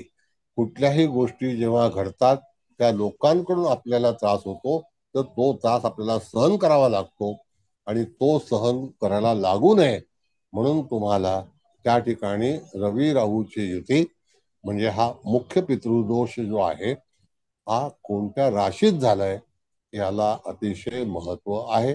मग तो कर्क राशीत झालाय का कन्या राशीत झालाय. जर सिंह राशीत झाला असेल तर त्याचा स्वामी सिंह राशीचा कोण आहे तर स्वतः रवी आहे. मग त्या रवीची उपासना करायची आणि त्याच्यावरती तुम्हाला सगळ्या गोष्टीचं निवारण करायचं. आता रवीची उपासना करता वेळी तुम्हाला एखाद्या ठिकाणी जिथे पुन्हा होम हवन होत असेल त्या ठिकाणी जाऊनच तुम्हाला ते पूर्ण करता आलं पाहिजे. त्याशिवाय तुम्ही तिथे पूर्णत्वात जाणार नाही. सर एक विचारू का? हा बोला. हा सर, भाग्यस्थानामध्ये मीन राशीत रवी राहू शनी ची युती असेल तर कशी उपासना करायला पाहिजे? मंगळ रवी राहू राहू रवी नाही, नाही, एक मिनिट. पहिला रवी शनी आहे का रवी राहू आहे? रवी शनी राहू मंगळ एकत्र आहेत भाग्यस्थानामध्ये मीन राशीत. एक मिनिट थांबा. आता आता तिथे जर तुम्ही थांबलात तर एक तर हा जन्म जो आहे हा मार्च महिन्याच्या 68 सालचा आहे का जवळपास? हो सर, मार्च महिन्याच्या 68 सालचाच आहे. हा, मग मार्च महिन्याच्या 68 सालामध्ये ही युती होती. आता ती मीन राशीमध्ये होती म्हणजे गुरुच्या राशीत होती. हो हो सर. मग तुम्हाला गुरुचा पण तिथे उपासना करणं आवश्यक आहे. जर हो गुरुच्या राशीत आहे तर गुरुची वन उपासना करणं. आता तुम्हाला याच्यामध्ये आणखी सांगतो तुम्हाला, गुरु हा संतती आणि त्या ठिकाणी आपल्या परिवाराचा कारक ग्रह आहे, यशाचा कारक आहे, फायनान्सचा कारक आहे. तर त्या ठिकाणी जर अशी युती मी बऱ्याच वेळेला पाहिली आहे की ज्यांची रवी शनी राहू ही युती मीन राशीमध्ये असल्यामुळे कधी कधी आर्थिक धोरण चुकीचं होतं आणि माणसाला आर्थिक गोष्टीमध्ये भरपूर तिथे फेस कराव्या लागतात किंवा त्याला तिथे त्या गोष्टी मिळत नाहीत. तर त्याला कारण सुद्धा अशा ह्या युतीमध्ये निर्माण होतात. पण तुम्हाला तिथे मॅडम मीन राशी असल्यामुळे गुरुचं साह्य घेणं आवश्यक आहे. कारण का ज्या राशीमध्ये तो दोष झालेला आहे त्या राशीला सुद्धा तिथे तुम्हाला जप करणं गरजेचं आहे. त्या राशीचा स्वामी हा गुरु आहे. कळलं? हो सर, जप करावा की गुरुचरित्राचे पारायण केले तरी चालेल? गुरुचरित्र हा भाग वेगळा आहे. आपल्याला ज्योतिषशास्त्रामध्ये जे मंत्र दिलेले आहेत जसं देवानांचे ऋषीनांचे मंत्र आहे. गुरुची उपासना म्हणजे काय? एक तर भगवान शिवाची उपासना करणे, शिवमंदिरात करणे, शिवमंदिरात जल तिथे हे करणे, अशा ज्या गोष्टी आहेत. दुधाचं दान करणे, गुरुच्या वस्तूचं दान करणे, पण तरी सुद्धा मंत्रोच्चार करून जे श्रेय मिळेल त्याच्यासारखं दुसरं श्रेय नाही. आणि मंत्र असा बोलावा की जो आपल्या कानाला ऐकू येईल. असा मनातल्या मनात म्हणून तो मंत्र चालणार नाही. मनात चिंतन होईल पण त्या ठिकाणी तो मंत्र आपल्या इंद्रियाला जर ऐकू आला नाही तर त्या ठिकाणी तिथे फलादेश मिळण्यात विलंब होईल. कळलं? ऍटलिस्ट आपली जीभ आपले होठ चालले पाहिजेत. मग अशा वेळेला त्या ठिकाणी तिथे ती युती आपल्याला काय कमी देईल तर ती समजा दशम स्थानात असेल तर दशम स्थानामध्ये व्यवसाय संदर्भात काही प्रश्न उपस्थित होतील आणि पुन्हा तसे प्रश्न होतील तर त्या ठिकाणी संतती आपल्यापासून दूर जाईल. असे बरेचसे प्रश्न कधी कधी संतती होत नाहीत, झाली तरी आपल्यापासून दूर वास्तव्य करते, असे अनेक प्रश्न जातकाच्या जीवनामध्ये उपस्थित होतात. म्हणून तिथे आपल्याला ह्या दोषावरती तिथे मंत्र उपासना पहिल्यांदा निश्चित केलेली आहे. सर विचारू मी विचारू हा तर विचार. मी विचारू तर मी सर विचारू सिंह राशीमध्ये रवी राहू युती असेल तर तुम्ही आता पितृदोष सांगितला, मग तो घालवण्याकरता का म्हणजे रवी तुम्ही सांगितलं रवीची उपासना करायची रवी यंत्राची, दान येस. करायचं. दान म्हणजे काय करायचं? आणि जे होम हवन होतं त्या मंदिरात, कुठल्या मंदिरात जाऊन उपासना करायची? ऐका, होम हवन करायचं असेल तर त्या ठिकाणी जिथे होम करायला परमिशन आहे अशी काही मंदिरं आहेत की ज्याच्यामध्ये होम हवन करण्याची तुम्हाला परवानगी आहे. पण जिथे होम हवन करण्याची परवानगी नसेल अशा मंदिरामध्ये तुम्हाला ते करूच देणार नाही. मग त्यापेक्षा ते होम हवन करायचं असेल तर तुमच्या घरी करू शकता. कळलं? त्याचे मुहूर्त असतात. बरं, आता राहिला प्रश्न रवी राहूचा सिंह राशीमध्ये असेल तर तिथे रवीचा जप करणं आवश्यक आहे, किंवा ओम नमो भगवते वासुदेवाय नारायणाचा जप आहे तो. कळलं? हो सर. आणि तो केला तर चालेल. आणि जर ज्याच्या पत्रिकेत असेल त्यांनी होम हवन करताना ओम नमो भगवते वासुदेव हा जप केला तरी चालेल ना? ओम नमो भगवते वासुदेवाय हा या जपामध्ये भरपूर सामर्थ्य आहे. मग त्यांनी पितृदोष कमी होतो का सर? पितृदोष नाहीसा होतो. कमी काय होईल? नाहीसा होतो. शेवटी आपण रोगाचं उच्चाटन करत आहोत, तिथून रोग बाद झाला पाहिजे ना, नाही का? हो सर. Thank you sir. रोग निघून गेला पाहिजे, अशा तऱ्हेची उपासना आहे ती. हो सर बरोबर मी आहे. विचारू सर तर मी विचार विचारू सर मी विचारू मकर राशीत शनी राहू युती असते षष्ठ स्थानात, रवी राहू बुध युती असल्यास शनीची आणि बुधाची उपासना करायची. येस, बरोबर. You got the point. बरोबर आहे. सर मी विचारू सर मी विचारू एक मिनिट, त्यांचं कम्प्लीट होऊ द्या, मग विचारा ना. त्यांचं होऊ द्या. बोला मॅडम. ओके. झालं समाधान? हो. आणि बुधाची म्हणजे तेच तुम्ही जे सांगितलेलं होतं तेच का? म्हणजे बघा, बुधाचा भाग तुम्हाला मी सांगतो. बुधाचा हा दोष कसा लागू होतो हे तुम्हाला मी दाखवतो. कधीही तुम्हाला कोणी जर समजा पेन, पेन्सिल, पुस्तक, वही जर प्रात्यक्षिक गिफ्ट दिलं तर कधीही स्वीकार करू नका. हा पहिला भाग आहे. कोणाकडूनही, जसं आता LIC ची डायरी आली, ह्याची डायरी आली, वार्षिक डायरी आली, कॅलेंडर आलं, घेऊ नका, वापरू नका. म्हणजे तुमचा बुध खराब होणार नाही, जो ऑलरेडी खराब झालेला आहे. बऱ्याच वेळेला काही लोक एखाद्याचं पुस्तक मागून घेतात आणि ते हडप करतात. हा सुद्धा बुधाचा दोष आहे, तो त्याच्यामुळे कारणीभूत होतो.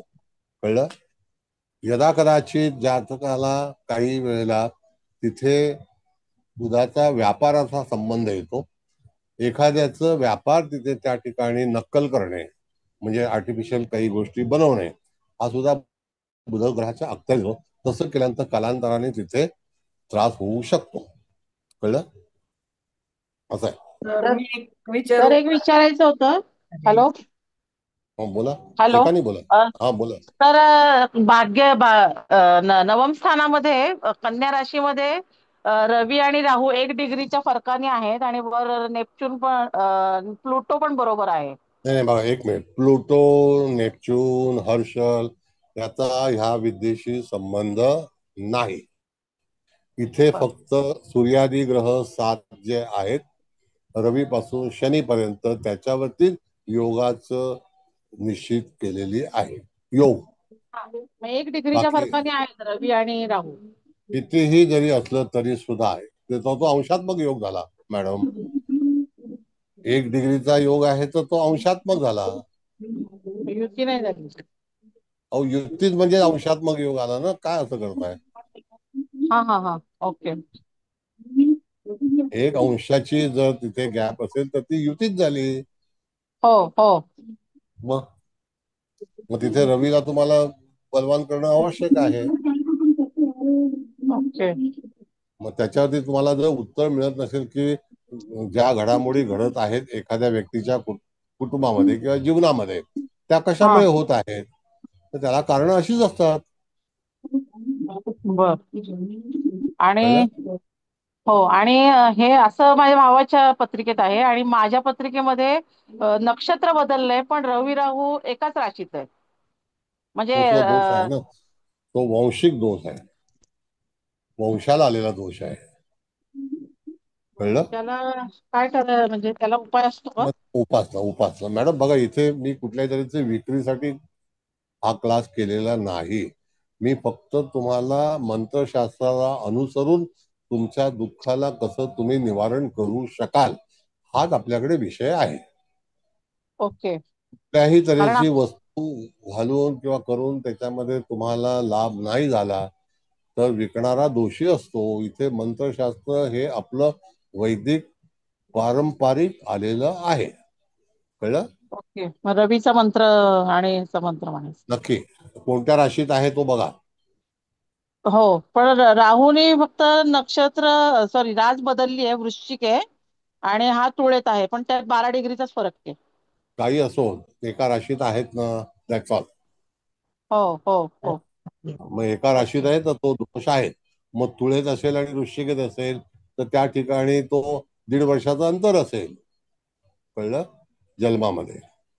तर त्या त्या राशींच्या ज्या गोष्टी त्याची देवता असेल त्या देवतेची पूजा करावी. ओके, कळलं? ठीक. ओके. बरं. नक्षत्राची बद्दल तुम्हाला जर माहिती असेल तर नक्षत्राची वनस्पती असते त्या झाडाच्या तिथे त्याची लागवड करावी आणि तिथे उपासना करावी. कळलं? तरी चालेल. ओके.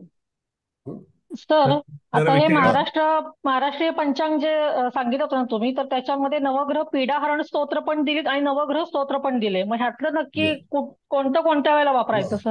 नवग्रह स्तोत्र हा जो भाग आहे तो पारंपरिक आहे आणि बरं. नवग्रह पीडा जो मंत्र आहे हा. तो आधुनिक आहे.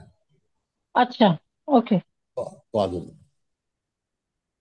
सर विचारू का? हा बोला. पंचम स्थानात कुंभेत रवी राहू युती आहे, तर जातकाला काय त्रास हे होईल?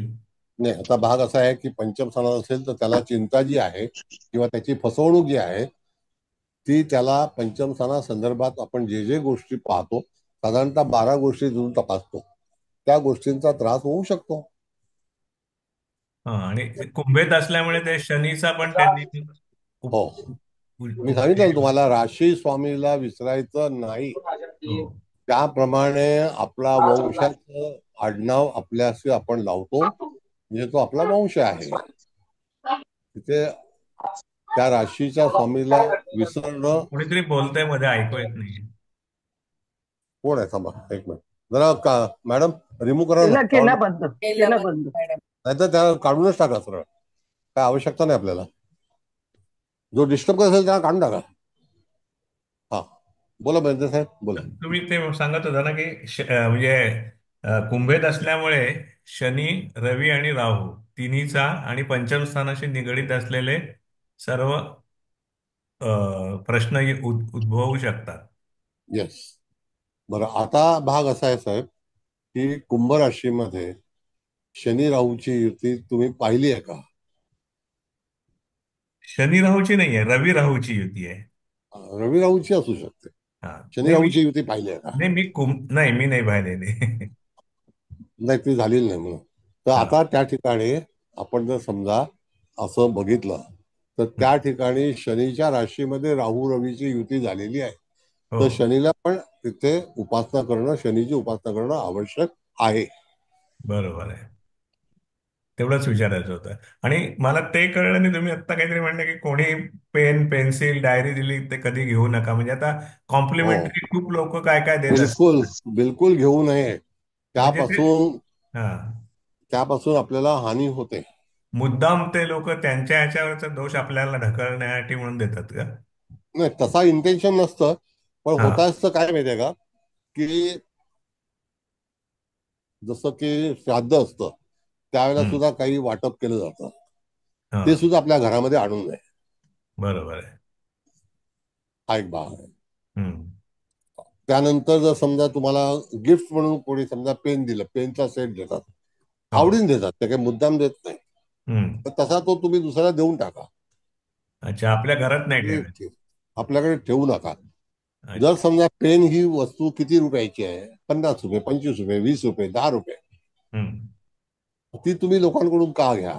त्यापेक्षा आपलंच घ्या. पार्करचं पेन आहे समजा 500 रुपयाचं असेल, तुम्ही घेऊ शकता. पण त्या ठिकाणी दिलेली गिफ्ट जी आहे ती तुम्हाला उपयोगात येत नाही, ती हानिकारक ठरते. हे फक्त बुधाच्या बाबतीतलंच आहे.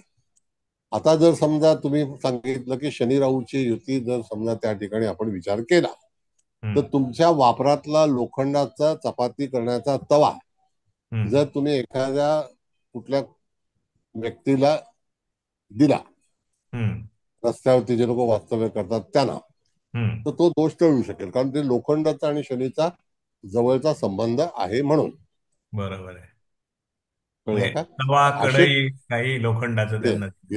असे काही वेळेला काही लोक जे आहेत, जसे आता जसं तुम्हाला बघा, एक सराफ फॅमिली म्हणून आहे कलकत्त्याची, त्यांनी रेल्वे स्टेशनवरती पाणपोळी लावलेली आहे.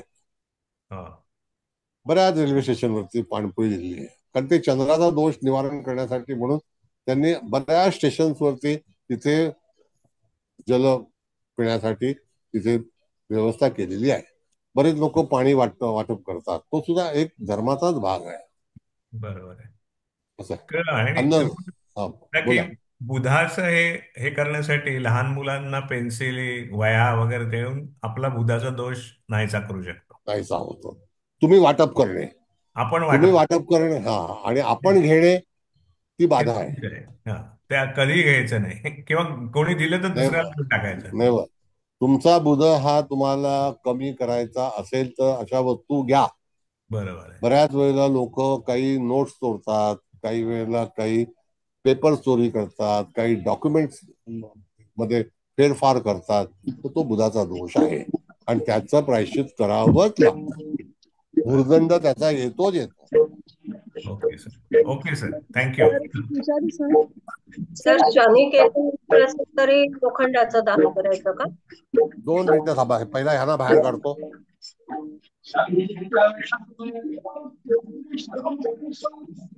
त्याला सांगून पण ते ऐकले नाहीये.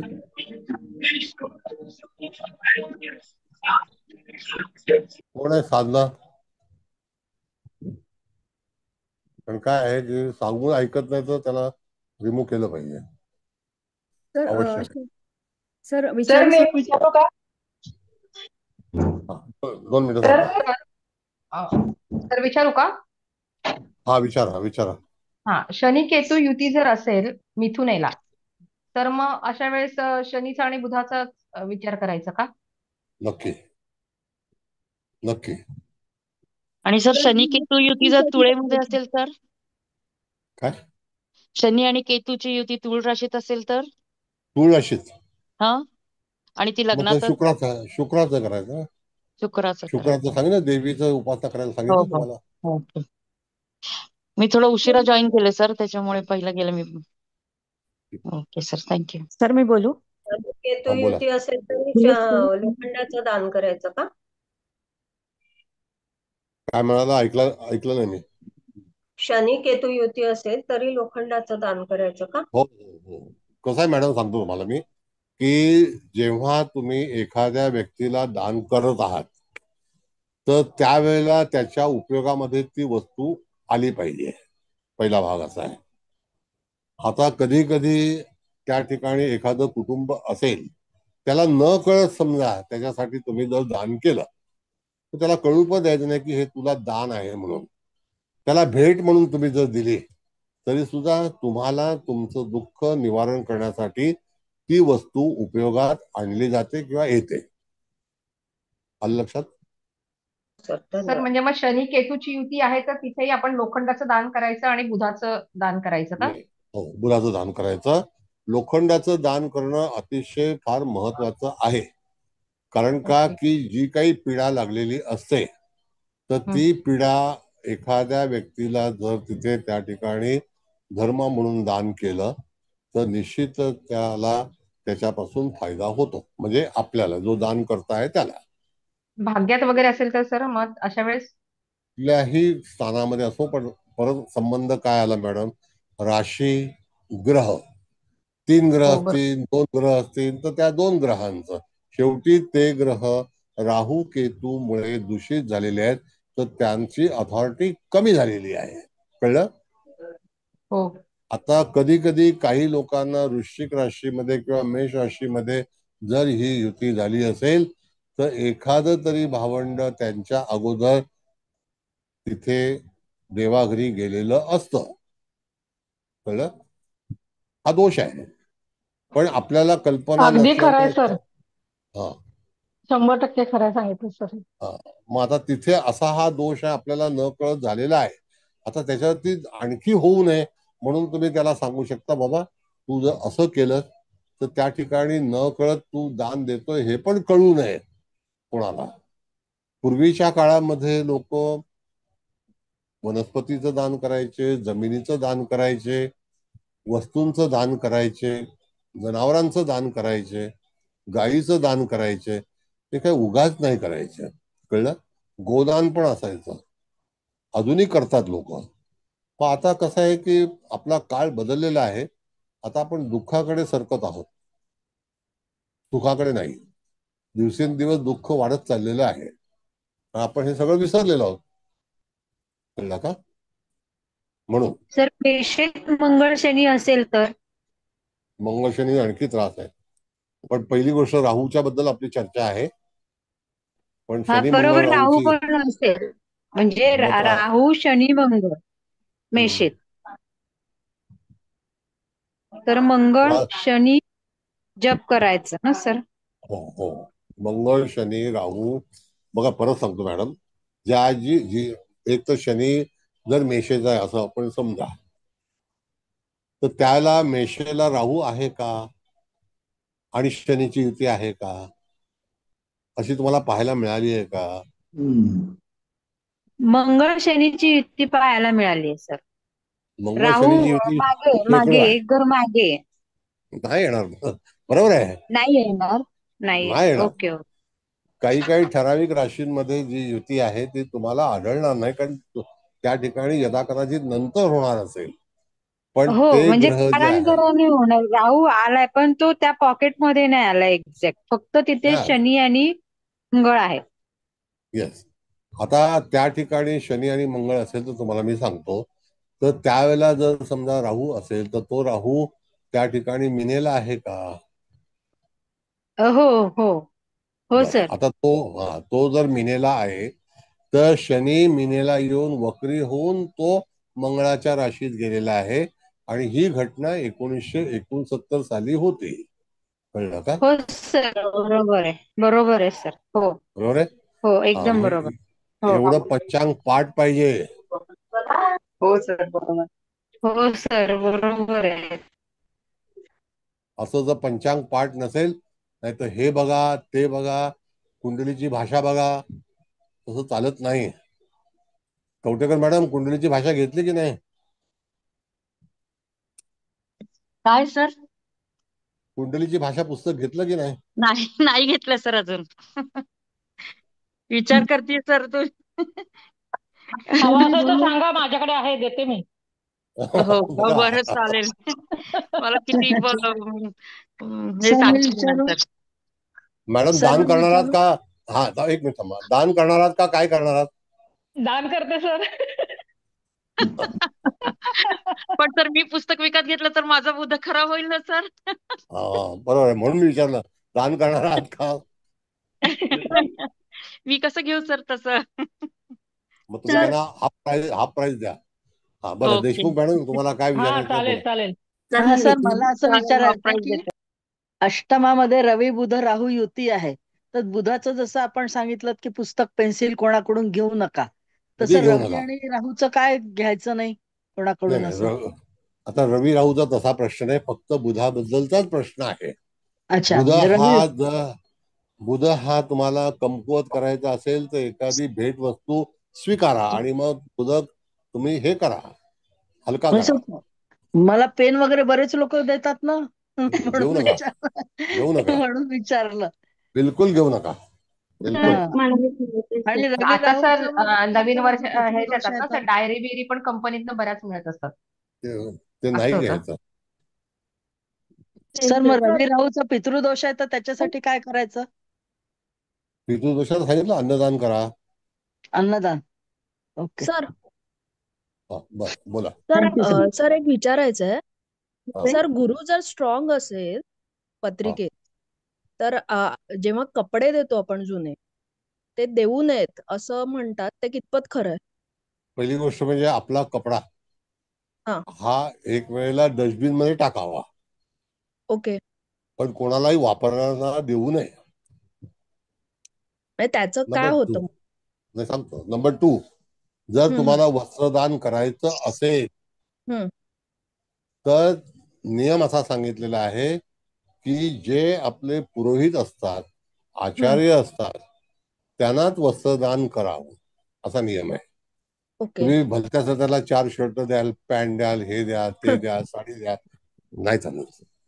ते दान तुमच्या सत्कारणी लागणार नाही. ते दान नसतं, ते गिफ्ट असतं. दान तर आणि घरी पण तेव्हा दिले तर हा? पाहुणे येतात तेव्हा द्यावं लागतं ना सर, साड्या वगैरे ते ते पण नाही गिफ्ट आहे, द्यायचं. ते दान. अहो ते गिफ्ट आहे. दान आणि गिफ्ट मध्ये फरक आहे. दान ओके. आणि याचकाला दिलं जातं. धार्मिक पुस्तके आपल्याला येतात सर, ते त्याचं काय सांगा ना प्लीज. ते पण नाही घ्यायचं, विकत घ्यायचं, विकत ओके ओके, विकत थँक्यू. घ्यायचं. म्हणजे ते सर पूजा वगैरे सांगतात, एखादे ब्राह्मण पूजा वगैरे सांगतात आपल्याकडे येऊन, त्यांचा तेव्हा हक्क आहे. आपण जे त्यांना द्यायचं तेव्हा ते कपड्याचं दान दिलं तर चालेल, म्हणजे हो, धोतर तोडी वस्त्र वगैरे वस्त्र हो हो हो, त्यांचा हक्क चालेल आहे. ना? तो हा तो ठीक. हक्क आहे त्यांचा. ते दान म्हणतात त्याला, कळलं? भूदान, गोदान, वस्त्रदान, अन्नदान, त्याला दान म्हणतात, गिफ्ट नाही म्हणत. मी तुला पाणीपुरी गिफ्ट देतो, चालेल का? नाही चालेल. कळलं? नाही सर, पाणीपुरी कोण गिफ्ट देतं का? आता गिफ्ट म्हणजे गिफ्ट आहे, कळलं? दान म्हणजे गिफ्ट नाहीये. तर मी एक विचारू का आता? हा, बोला हा, म्हणजे बोला मॅडम. खूपच छान चाललंय आपलं सगळं. पण म्हणजे आता हे योग्य आहे की नाही आता तुम्हीच सांगा, नाहीतर आपण पुढे चालू ठेवू. आतापर्यंत आपण युतीचाच विचार करत आहोत. हा, पण बाय चान्स समजा मंगळ राहूला बघतोय, हा, किंवा रवी राहूला बघतोय, असं समजा झालं, हो तरी पण आपण हेच पद्धतीने करायचं ना. हो हो कारण हो फक्त हो, तिथे काय होईल, 2 राशील समजा. येस, म्हणजे राहू ह्याच्यात आहे समजा, काय मंगळाच्या राशीत, तर मंगळाचा पण करायचाच, म्हणजे जप म्हणा, यंत्र म्हणा. आणि इकडे समोर समजा, आता समजा वृश्चिक धरलं, मग इकडे आपल्याला वृषभ राशी येईल. तर मग त्या वृषभ राशीचा स्वामी शुक्र म्हणून त्या शुक्राची पण उपासना किंवा कुलदेवता येस, तुम्ही जे जे येस, सांगितलं दान, ते असं. हा, येस. बस झालं, एवढंच विचारायचं. बरं, थँक्यू आता थँक्यू. दुसरा भाग सांगतो तुम्हाला हा, मॅडम. सांगा सांगा. बघा, काय आहे की गुरु राहू नवपंचम योग आहे असं आपण पत्रिकेत बघतो. तर त्याची 90 दृष्टी राहूच्या मुखात जात असेल हा हा, तर ती सुद्धा हानिकारक आहे. इट इज नॉट होय होय, परमिटेड. येस येस ती येस, सुद्धा हानिकारक होते. कधी कधी मंगळ राहूचा केंद्रयोग असेल, बरोबर आहे. हा, जसं की एक व्यक्ती आहे तर त्या व्यक्तीच्या लग्नी मंगळ आहे आणि चतुर्थात राहू आहे, बरोबर आहे. हा, तर तरी सुद्धा तो मंगळ लग्नातला जर राहूच्या मुखात पाहत असेल तर त्याला तिथे त्याचं महत्व कमी होतं, कमी होणार. होय होय होय, असं आहे. आलं मग लक्षात. अशा तऱ्हेने मंगळाला तुम्हाला अवश्य पाहता आलं पाहिजे. बरोबर. काही जे प्रेतशाप योग आहेत, मगाशी त्यांनी विचारलं की शनी केतू, राहू शनी हे प्रेतशाप योगाचे त्या ठिकाणी योग आहेत, तर बरोबर. ते सुद्धा योग्य नाहीत. तर त्या ठिकाणी सुद्धा काही वेळेला आपल्या जन्मामुळे आपल्या कुटुंबियांना पण त्रास होऊ शकतो, बरोबर. कळलं? असं आहे. छान. म्हणजे स्वतःला त्रास होतो असा भाग नाही, पण नाही. ज्या कुटुंबात आपण जन्म घेतो त्या ठिकाणी सुद्धा जातकाच्या जीवनामध्ये ते कुटुंब सुद्धा त्रासलेलं ग्रासलेलं असू शकतं, बरोबर. असं आहे. छान पण छान. सर आणि असे शांती करून सर त्याचं योगाचे किती उपाय निवारण सांगा होतं ना. सर? नाही नाही नाही, शांतीच्या बाबतीमध्ये माझं ऑब्जेक्शन काय माहितीये का मॅडम, हा, की तुम्हाला शांती जरी केली तरी सुद्धा तुम्हाला ते नियम जे आहेत त्याचं हा. पालन करणं अत्यंत आवश्यक आहे. आणि प्रेतशाप योगाची शांती पर्टिक्युलर अशा कुठल्या ग्रंथात सुचवलेली नाही. अच्छा. सर काहीच उपयोग होत नाही, शांत्या केल्या पण काहीच उपयोग होत नाही. 50,000 रुपये घेतले दोन गुरुजींनी, काय उपयोग होतो? काहीच उपयोग नाही झाला. सर जप. प्रेतशाप योगाचे उपाय सांगा ना. सर मी विचारू का सर? हा, बोला. सर मी अनाथ आश्रमात दान करते, मला तिथं दान करायला आवडतं, माझ्या मुलाच्या ठीक आहे, पगारातले थोडे पैसे. चांगली गोष्ट कारण आहे. लोकांना खायला प्यायला जरा कपडे बिपडे मिळेल, आणि पैसे कोणाला देत नाही. जर भिकाऱ्याने वडापाव वगैरे खायला घालते, आणि ते परत त्यांनी दारू पिली तर आपल्याला लागतं ना पाप. आता ऐका, पैसे नाही वडापाव द्यायचे. खायला हरकत पैसे द्यायचेच नाही ना, दान पेटीमध्ये दान टाकायचं. नाही, पैशाची पण मंदिराला आवश्यकता असते मॅडम. नाही, मी पैसे त्याच्यात मंदिरात देते मी, पण भिकाऱ्यांना नाही देत. तिथं खायला देते त्यांना, कचरेवाला खायला नाही. भिकाऱ्यांना खायला देते. बरं. हा, आता कोण विचारत होतं सर दुसरं? कुंभविवाहाचं सांगा. सर प्रेतशाप सर मला योगाचे उपाय विचारायचंय. सांगा ना. प्रेतशाप योगाचे उपाय. बरं, ठीक आहे. प्रेतशाप योग हा पहिली गोष्ट मॅडम, शनी आणि केतू, शनी आणि राहू ह्या दोन ग्रहांची युती असेल, ज्या राशीमध्ये असेल त्या राशीचा अधिपती कोण आहे त्याच्यावरती जर समजा 1978-79 साली शनी राहूची युती ही सिंह राशीत झाली होती, कळलं का? आणि त्यावेळेला रवीचा दोष म्हणजे पित्याला दोष, ऐका व्यवस्थित, रवीचा दोष म्हणजे पित्याला दोष, शनीचा दोष म्हणजे त्याचा जो काही तिकडे शनीचं जे रास असेल मकर आणि कुंभ त्याचा दोष, अधिक त्या ठिकाणी राहूचा दोष, अशा तऱ्हेने ऑल टुगेदर तो प्रेतशाप योग निर्माण झालेला होता 1979 ऑनवर्ड्स, 1980 पर्यंत. मग अशा वेळेला त्या ठिकाणी प्रेतशाप योगाचा परिणाम काय आहे तर जातकाला यदा कदाचित आरोग्यावरती, कदाचित ज्या कुटुंबात जन्माला आलेल्या त्यांच्या तिथे असणारे लोक कदाचित त्रासामध्ये किंवा त्यांची संपत्ती जाणे किंवा त्यांना तिथे मानसिक त्रास होणं, त्यांचे वादविवाद होणं, अशा तऱ्हेचा प्रेतशाप योगावरती परिणाम हा दिसून आलेला आहे. हो सर, बरोबर आहे. मी एका कुंडलीत पाहिलेलं आहे शनी राहू अष्टम स्थानामध्ये. मग तुम्हाला सर तसंच तर मकरेत असेल शनी राहू, तर मकरेमध्ये असेल तर मकर राशीमध्ये शनी राहूचा जर असेल तर कधी युती झालेली? शनी केतूची झाली होती. सर मिनेत माझ्या मुलाच्या सांगितलं आता 1990 मध्ये झाली होती. मग 90 साली तर झाली होती 1996 ला पण झालेली आहे बरं का.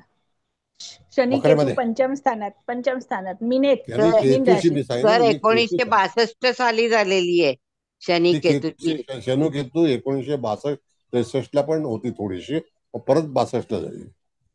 1979 ला पण होती. आणि मकर राशीमध्ये शनी राहू सर 1979 ला. शनी राहू 91 ला झाली होती युती, 91 ला शनी राहू. राहू 90 ला झाली होती. जरा थांबा, जरा 2 मिनिटं. राशी बदलल्यात की नाही, युती झाली आहे, त्याच राशीमध्ये ती युती होईल का? आता बघा, शनी राहूची युती आता 34 दिवसासाठी मीन राशीमध्ये होणार आहे. ती 1968-69 ला झाली होती, त्याच्यानंतर आता होणार आहे, कळलं का? आणि ती अल्पकाळ होणार आहे. सर 2013 ला पण होती सर तुळ राशीमध्ये. हा, पण तुळ राशीमध्ये होती, मकर मीन राशीत नव्हती. हो हो हो सर, हो मीन राशीत नव्हती, कळलं का? बरं, चव्हाण मॅडमचा प्रश्न असा आहे की कुंभ काय म्हणत? कुंभविवाह. हा, आता कुंभविवाह करायचा आहे का झाडाशी विवाह करायचा आहे याच्याबद्दलचा उपायाचा जो भाग आहे तो कम्प्लिटली फॅब्रिकेटेड आहे. या एका वाक्यामध्ये तुम्ही समजून जा. कुंभशी विवाह करणं म्हणजे कोणाशी करायचं हा एक प्रश्न आहे. कुंभ म्हणजे घडा, बरोबर आहे की नाही? तो पण मातीचा घडा, रिकामा असेल तर त्या घड्याबरोबर मुलाचं लग्न लावायचं का मुलीचं लावायचं ह्याचा कुठे लिखाण आहे का मॅडम? सर मुलाचा तो अर्कविवाह नाही सर, असं कुठेच वाचण्यात नाहीये. आलं. पण लोकच सांगतात आम्ही कुंभविवाह केलाय, हे केलंय ते केलंय, पण हे सगळं चुकीचं आहे. सर मुलीचं विष्णू मध्ये करतात का सर? सर मुलींसाठी विष्णू येतो. मध्ये करतात का? आवाज एकाने बोला. सर विष्णू बरोबर करतात का? बघा, पहिली गोष्ट म्हणजे ऐका, मुलगा असो का मुलगी असो त्या ठिकाणी विष्णू विवाह करा, कुंभ विवाह करा, झाडाशी विवाह करा, जे काही हानी होणार आहे ते रिलेटेड सप्तम स्थान, स्त्री असेल तर रवी, पुरुष असेल तर चंद्र, शुक्र राहूची युती असेल तर त्या ठिकाणी सुद्धा स्त्रीला आणि पुरुषाला वैवाहिक जीवनातील त्रास होणार, त्याच्यातून कमी होणार नाही. मग तुम्ही कोणाशी विवाह लावा, कुंभ विवाह करा का झाडाशी करा का आणखी कोणाशी करा, त्याला काही आधार नाहीये. आणि ते काही मी सुचवत नाही. आज माझ्या अख्ख्या आयुष्यामध्ये कधी कोणाला सांगितलं नाही की जाऊन तिथे कुंभविवाह करा म्हणून, कारण ते प्रॅक्टिकल नाहीये, ती गोष्ट ग्राह्य नाहीये, इनव्हॅलिड आहे. कळलं? जी गोष्ट नाही ती नाहीये. तर चव्हाण मॅडम, कुंभविवाह परमिटेड नाही. हो सर, बरोबर. नाही. कधीच सांगत नाही आम्ही. नाही, काय ते काही उपयोग नाही, त्याचा काही उपयोग होणार नाही. सर विचारू का? सर बोला. हेलो, हाँ सर, मुझे एक प्रश्न पूछना है कि अगर ये तुला राशि में चंद्र केतु रहेगा, तो आपने बोला कि वो शुक्र का भी करने का और वो चंद्र का करने का, बराबर सर? मगर अगर वो लग्नेश रहेगा तो भी कर सकते हैं क्या? हर जगह कर सकते हैं। और बात उस सुनिए, हाँ ऐसा है मैडम, बताता हूँ मैं आपको। जैसे कि आप अम्मा माता का पूजा करते हैं, बराबर है? हाँ वो भी शुक्र के अंदर आते हैं। जैसे महालक्ष्मी है, शुक्र के ही उसमें आती है। तो समझो महालक्ष्मी का भक्त है आप, तो महालक्ष्मी मंदिर में भी जाएंगे, महालक्ष्मी की पूजा घर में भी करेंगे, तो भी उस राशि का दोष वो नष्ट हो जाएगा, मतलब रद्द हो जाएगा।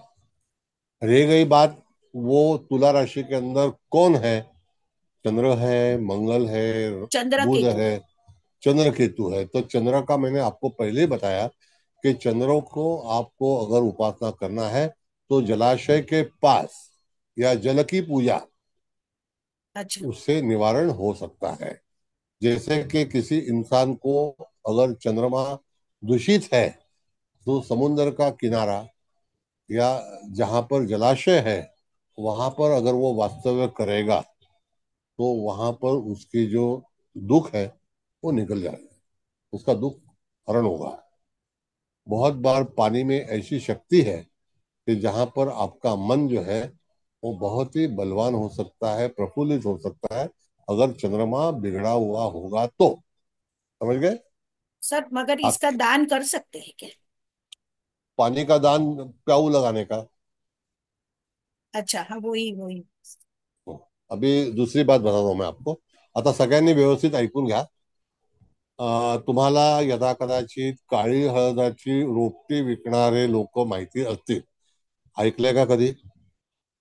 हो सर, हो ऐकले. हो हो सर, सर. बरेच ऍडव्हर्टाईज आता येतात त्याच्यात. आता व्यवस्थित ऐकून घ्या। काळी हळदाचं रोप जर तुम्हाला घरात बनवायचं असेल ती शुभ आहे, अशुभ नाही, शुभ आहे। जसं आपण झाड लावतो कुंडीमध्ये, त्याच्यामध्ये माती टाकून, त्याप्रमाणे तुम्हाला काळी हळद बाजारामध्ये एक 50 ते 60 रुपयाला पाव किलो मिळेल। ते एकेका कुंडीमध्ये लावलं तर, त्या दिवशी मी बायोलॉजी सांगितली होती, तर त्याप्रमाणे त्याच्यामध्ये सुद्धा एक जीव जन्माला येऊ शकतो। आणि ते झाड जे आहे त्याची पूजा करणं, तर त्या काळ्या हळदीचं जे झाड असेल, जी वनस्पती असेल, त्याचं पूजा करणं, नमस्कार करणं, उदबत्ती लावणं, तर तुमचे आर्थिक जे काही प्रश्न असतील ते प्रश्न सुटू शकतील। काळी हळद 2000, 10,000, 5,000 रुपयाला कधीही विकत घेऊ नका। हा सगळा बाजार आहे। काळी हळद साधारणतः 100 रुपये, 150 रुपये किलो तुम्हाला जे आयुर्वेदिक दुकानं असतात त्यांच्याकडे उपलब्ध आहेत। कळलं? तर ओले कोंब आलेले हळदीचे कंद ऑनलाईन पण मिळतात सर. 5-6 तुम्हाला 70-80 रुपयांमध्ये सुद्धा ओले कोंब आलेले मिळून जातात. ते लवकर वाढतात पण, आणि त्याचे व्हेरी खाली गुड। पण मोठे जसे हळदीचे किंवा आपले आल्याचे जसे कंद खाली तयार होतं वाढतं, तसं ते खाली वाढतं पण. त्यामुळे तुम्ही येस एकातून अनेक होऊन नंतर करू शकता सर त्याचं. Yes yes. आता कसं झालं मॅडम माहितीये का, की लोकांनी ह्याचा बाजार केलाय, लक्ष्मी प्राप्तीसाठी काळी हळद मिळेल वगैरे वगैरे वगैरे, इत्यादी इत्यादी इत्यादी। तर तसं करू नका। जसं तुम्ही सांगितल्याप्रमाणे विकत घ्या, किंवा जी काही हळद आयुर्वेदिक दुकानामध्ये मिळते पण ती काळी हळद म्हणूनच मिळते ती घ्या, आणि त्याचं तुम्ही याच्यामध्ये कुंडीमध्ये त्याचं रोपण करू शकता। पण तर सर, ते काळ्या कुठल्या हळदीचा दिशेला नेमका उपयोग काय आहे? तर कोणत्या कोणत्या दिशेला ठेवायचं सर? कोणत्या दिशेला ठेवायचं? त्या ह्याची दिशा जी आहे ती उत्तर आहे। उत्तर. सर, काळ्या हळदीचा नेमका उपयोग कशासाठी करतात पण? लक्ष्मीला प्रसन्न करण्यासाठी म्हणून काळ्या हळदीचा उपयोग करला जातो. आणि ते अच्छा. पौधा जो असतो तो तुम्ही जर समजा तुमची बागायती घर असेल, हा बागायती हा. जमीन असेल, त्याच्यामध्ये सुद्धा तुम्ही लावू शकता. Okay okay. 4-6 thank you sir. इंचाचा खड्डा केल्यानंतर तुम्ही ती वनस्पतीमध्ये वाढ होते आणि त्याला अनेक रोपटे येतात, अनेक. हो आणि सर. तीच बाजारामध्ये आणतात आणि तुम्हाला काळी हळद म्हणून वाटेल त्या भावाने विकली जातात. तर तसं करू नका, विकत घेऊ नका. Okay sir, thank you sir. खूप छान धन्यवाद. होऊन राहिला सर क्लास आजचा, खूप सुरेख. सर आता मार्चला जी युती होणार आहे ना एकत्र, त्याचं जर एखादं बालक जन्माला आलं तर त्याला त्रासदायक होईल ना ते सर? हो हो, जन्मताच काही कसं असतं मॅडम, की जेव्हा आपली गर्भधारणा होते तो कालावधी आपलं पुढचं नशीब ठरवतो. कोणत्या वेळेला आपण आईच्या याच्यातून जग पाहणार आहोत त्या दिवशीची जी नोंद असते ते आपल्या अख्ख्या आयुष्याचं गणित आहे, त्याच्यामध्ये वाद नाही. तो संपूर्ण फलादेश आपल्याला जीवनभर तिथे भोगाव्याच लागतो. पण मग आपण ज्योतिषाकडे का जातो? की दुःख जेव्हा सहन होत नाही किंवा कष्ट जेव्हा काही वेळेला भरपूर येतात तर त्याला मार्ग निवड करण्यासाठी की हे माझ्या जीवनामध्ये का होत आहे, अडचणी काय येतात. मग कधी कधी बहिणीचं लग्न होत नाही, भावाचं होत नाही, स्वतःचं होत नाही, मुलीचं होत नाही, मुलाचं होत नाही, त्याला कारण जेव्हा शोधायचं जातात त्याला मनुष्य ज्योतिषाकडे येतो. ते ज्योतिषाला हे कळलं पाहिजे की हे प्रकार कशामुळे होत आहे, त्याकरता हा परिचय वर्ग आहे. कळलं? त्याच्यामध्ये कुठलीही विक्री नाही का, काय नाही, काय नाही, फक्त मार्गदर्शन.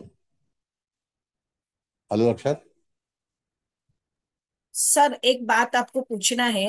ये आप मार्गदर्शन बोले थे, मुझे मैं बहुत ज्यादा बीमार रहती है तो मुझे कर्क लगने की वजह से मुझे मैं एक जगह पे दूध दान में देती है आश्रम में, तो उन्होंने मेरे को क्या बोला कि आप दूध का आइटम देते हैं ना, उसकी वजह से आप ज्यादा बीमार होते हो। ये क्या सच है सर?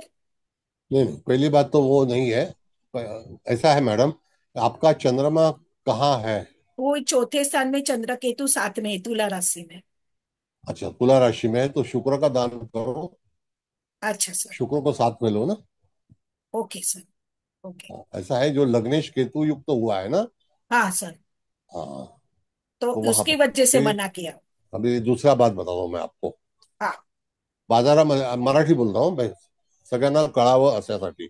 आमचा क्राऊड जो आहे महाराष्ट्रीयन आहे, तर सगळ्यांना एक विनंती आहे की बाजारामध्ये एक हळद मिळते, कळलं? त्या हळदीचा त्याचं नाव आहे दारू हळद. काय नाव आहे? दारू हळद. तर तुम्हाला पावडर पण मिळते आणि चुरा पण मिळतो. चुरा कसा असतो की रंना मारलेला जे हे निघतं तसं त्याचे दारू हळद असते, भुसा असतो, भुसा. ती पाण्यामध्ये ठेवून रात्रभर भिजवून नंतर त्या पाण्याने आंघोळ केली, साबण न लावता, तर आता ज्या मॅडमनी जो दोष सांगितलेला आहे आजारपणाचा, तो आपल्या शरीरातील आतील, शरीरातील बाहेरील पीडा निघून जाते. आणि साधारणतः 200 रुपये किलो भाव आहे दारू हळद. आप कहाँ कांदिवली रहते मैडम? मैं सर बोरीवली में रहती। हाँ, तो गोरा गांधी का भगवती हॉस्पिटल के पास दुकान है, वहां मिलेगा। अच्छा। अच्छा सर। गोरा मतलब गांधी का दुकान। वो दान का बात बराबर है सर, मतलब वो। दान नहीं है, दान का बात मत करो, मैं उपाय बोल रहा हूँ। अच्छा सर। हाँ, भगवती हॉस्पिटल के बाजू में वहां पर गोरा गांधी का दुकान है, वहां पर आपको वो दारू हळद मिल जाएगी। किती दिवस करायची सर आंघोळ त्याच्याने? कधी तुम्हाला महिन्यातून 2दा 4दा कधी वाटेल, मनाला इच्छा येईल तेव्हा करायची. रात्रभर पाण्यात भिजवून ठेवायची आणि आंघोळ करायची, तुमचं सगळं शरीर शुद्ध होईल. कोणी केली तरी चालेल ना सर? हो हो, त्याच्यात काही जादू टोणा वगैरे तत्सम काही नाही. हा नैसर्गिक आणि वनस्पतीचा प्रयोग आहे. सर याची कळलं कार्यशाळा घ्या ना तुम्ही. काय? कार्यशाळा घ्या तुम्ही ह्या म्हणजे उपायांची सगळी. नाही आता हे तुम्हाला हम्म. कसं आहे मॅडम, आजचा जसा तर चव्हाण मॅडमचा क्लास होता, आज शनिवारचा नेहमी त्यांचा क्लास असतो, आता त्या बिझी आहेत थोड्या कामामध्ये, म्हणून मी हा क्लास लावला. आता पुढच्या वेळेला त्यांचा क्लास असेल तर माझ्याकडे स्लॉट असेल तर मी घेईन, स्लॉट रिकाम असेल तर घेईन ना. पण हे तुम्हाला एक उदाहरण, इंट्रोडक्टरी म्हणून हे व्याख्यान होतं असं समजा. आता हे किती पटतंय तुम्हाला? नाही पेड क्लास घ्या सर. नाही नाही, पेड बीड नाही. पेड क्लास घ्यायचे तर नाही, मी घेत नाही पेड क्लास घेत नाही. तर हे दारू हळद म्हणजे हळदीसारखीच असते का? नाही, ती हळदीमध्ये ना तांबडी हळद आहे, निळी हळद आहे, काळी हळद आहे, जांभळी हळद आहे, बऱ्याच प्रकार आहेत हळदीमध्ये. हा. दारू असं हे नाव आहे का त्याचं? दारू म्हणजे शराब नाही, दारू नाही नाही. नाव दारू. म्हणजे ते तर कुठल्या याचे राज्यात असते? परिणाम खूप चांगले आहेत हा दारू हळदीचे. हो, आम्ही कधीपासून इफेक्टिव्ह आहे. सुचवलेलं आहे, लॉंग आयुर्वेदिक बॅक. कधीपासून दुकानात सुचवतात. मिळतात का? हो हो, आयुर्वेदिक लॉंग दुकानात बॅक. दादरला हो, मी दादरच्या क्लासमध्ये शिकवताना सांगितलं, दारू हळदने आंघोळ करा, तुमची पिढा निघून जाईल. 7:30 असेल तर 7:30 निघून जाईल, म्हणजे त्रास होणार नाही. मग कोणी हा, केली तरी चालेल का आंघोळ मग? हो हो हो, आणि पाण्यामध्ये टाकून ठेवायची रात्रभर आणि त्या पाण्याने साबण न लावता आंघोळ करायची. साधारण सब पनौती दूध एका बादलीत किती, साधारण 2-3 वाट्या वगैरे? 100 ग्राम. 100 ग्रॅम एका बादलीला. ओके. नंतर मग साध्या पाण्याने करायचे. मग कसं साधं पाणी आणि एक ड्रम भर ठेवा ना, बादली ड्रम भर नाही ठेवा. नाही, त्या अंगाला चिटकून नाही का राहणार? नाही नाही, असं नाही, असं चिटकणार नाही, असं नाही ओके. चिटकत तर नाही ते साहेब, आंघोळ वनस्पती. करताना जर अंगाला लावली आणि साधं पाणी अंगावर घेतलं तर चालणार आहे का? आता ते उठणं आहे का? ते चिटकेल का अंगाला? उठणं कसं बनतं मॅडम? सर म्हणजे ते मग उठणं, पावडर पाण्याच्या आणायची काय बादलीतच दारू टाकायचं हळदीची? ना, पाण्याच्या पावडर बादलीतच टाकायची. अहो ऐका जरा, त्याचा फॉर्म बघा पहिला. ते उठणं नाही आहे, उठणं अंगाला चिटकतं, हळद चिटकत नाही. कळलं? तर म्हणजे ते डिझॉल्व्ह होतं का त्याच्यामध्ये पाण्यामध्ये? भुसा हो आहेत ना, हो. भुसे सर. नाही, डिझॉल्व नाही होत, ते राहतं मग तसंच. पण त्याचं पाणी बंधन रसायन ते पिवळ्या रंगाचं असतं आणि त्याच्याने आंघोळ केल्यानंतर नंतर तुम्ही अंग पुसणारच आहात. हो हो बरोबर. मग कळलं? म्हणजे पाणी गरम चिकटलेलं केलं तर चालतं का? ते काय? चिकटेल ना अंगाला भुसा पावडर जरी असली नाही हो, नाही हो चिटकत, तुम्ही करून तर बघा, नाही ओके चिटकत. ठीक, थँक्यू तर ते पाणी गरम केलं तर चालतं का? चालेल. हा, थंड पाण्याचा जास्ती प्रतिसाद आहे मॅडम. नाही आता आपण रात्री टाकून ठेवलं आणि सकाळी ते गरम केलं तर चालेल आंघोळीच्या नाही वेळेला? नाही नाही नाही, परमिटेड नाही. जी गोष्ट थंडच नाही पाणी. तिथे नाही, थंडच पाहिजे पाणी. आता उन्हाळ्याचे दिवस आहेत, आता नागपूरला संत्र्याचा बाजार आहे, संत्र हो यायला लागले की नाही आता नागपूरला? हो हो ना. सर आंघोळीला थंड पाणी वापरायचं? हो हो, थंड पाणी, गरम पाणी नाही. जी गोष्ट नाही ती नाही, हो तर हो.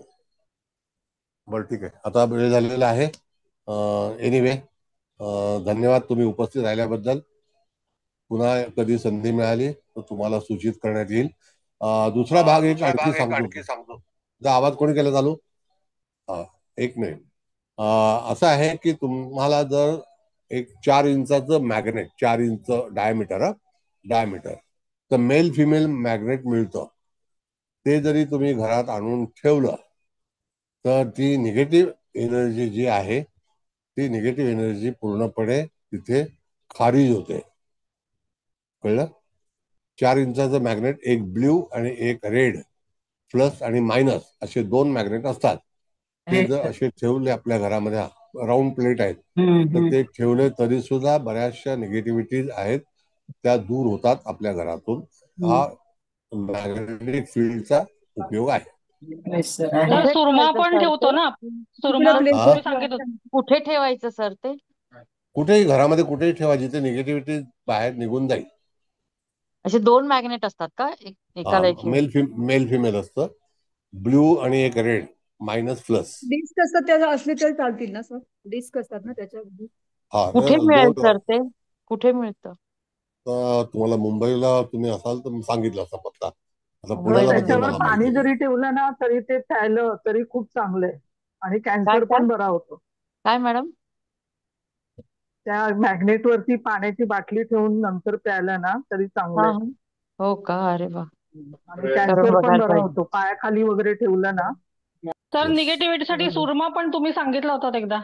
हो, सांगितलं तुम्हाला, दुकान पण सुरमाचा दाखवलं होतं. काळा खडा. हो हो हो. तर मॅग्नेटचा रेट मुंबईत कुठे मिळेल ते? मुंबईत कुठे मिळेल? मुंबईत तुम्ही कुठे राहता? आम्ही डोंबिवलीत. मग लोहार जाळला मिळेल, अब्दुल रेहमान स्ट्रीटला मिळेल.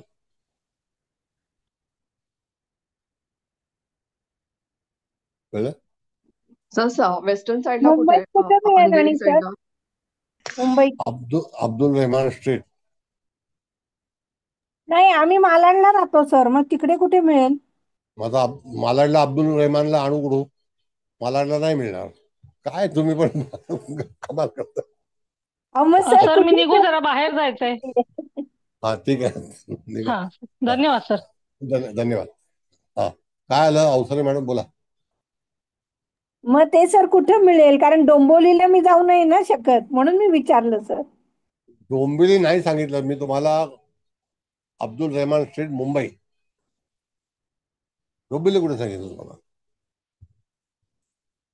बरं, ठीक आहे, चला आता क्लास समाप्तीचा हे आहे. चव्हाण मॅडम, अभिप्राय द्या तुम्ही. खूप मग सुंदर झालं समाप्त. सर. एकाच दिवशी एवढं काही झालं ना, भरपूर.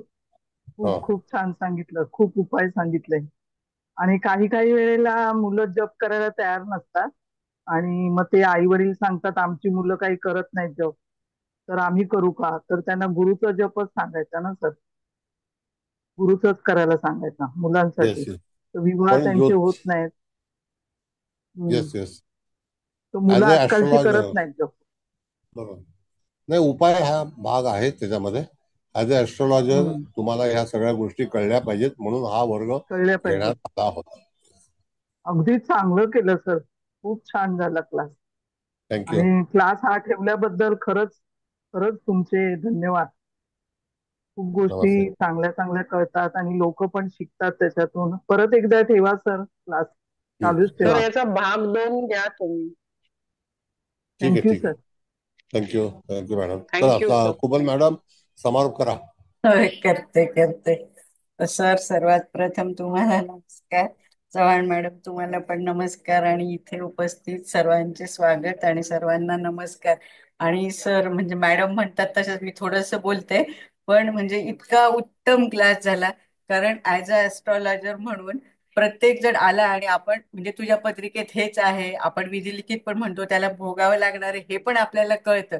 पण उपाय म्हणजे त्यांना कोणालाच काय उपाय देणं फार महत्वाचं आहे. आणि ते उपाय असे इतके छान आणि 100% लागू पडतील असे. रत्नांचं पण असेल मे बी, असं नाही नाही असं नाही, पण ते रत्न सगळेच जण अफोर्ड करू शकतात असं पण हो. नाहीये ना. आणि आपण समजा ठरवलं की एखाद्याला आपण देऊ शकतो ना, एवढाले महाग रत्न आपण काही सगळ्यांना असंच फ्रीमध्ये तर नाही देऊ शकणार ना. पण हे तुम्ही इतके छान छान उपाय सांगितले, म्हणजे मी आता थोडक्यात सांगते. सगळ्यात पहिल्यांदा तुम्ही म्हणजे राहू चंद्र किंवा रवी राहू अशी युती, तर ते आपण म्हणजे कुठल्या ग्रहाची राहूशी किंवा केतूशी युती झाली ते बघायचं, कोणत्या राशीतनं झाली ते बघायचं. मग आता समजा रवी राहू झालंय आणि ते वृषभ येत आहे, तर मग आपल्याला म्हणजे रवीचं दान किंवा रवीचं यंत्र किंवा होम, म्हणजे त्या होम मध्ये त्या रवीच्या वनस्पती किंवा अन्नदान करणे असं तुम्ही म्हणालात ते सांगायचं. आणि समजा ते वृषभेत झालं तर वृषभेचा स्वामी शुक्र म्हणून त्या कुलदेवतेला जाणं किंवा देवीची ओटी भरणं किंवा देवीची उपासना करणं. म्हणजे मी फक्त हे थोडक्यात सांगते, सगळ्यांना मला वाटतं कळालंच, कारण ज्या अर्थी ते प्रश्न विचारत होते. पण म्हणजे अतिशय अतिशय उत्तम उत्तम झाला क्लास. आणि ते कुंभ विवाह किंवा तो काय आपल्या रुईच्या झाडाशी करता अर्क विवाह, तर ते काही करायचं नाही तुम्ही म्हणालात. आणि जाता जाता बरंच सांगितलं काळ्या हळदीचं. तर मी पण हे ऑनलाईन असे आणले होते आणि लावले होते आणि इतके सुंदर येतात ते झाडं. आणि ते म्हणजे आपल्याला वाटतं की ते नंतर वाळतात ना, पण वाळलं तरी ते आतमध्ये ते कोंब तसेच राहतात.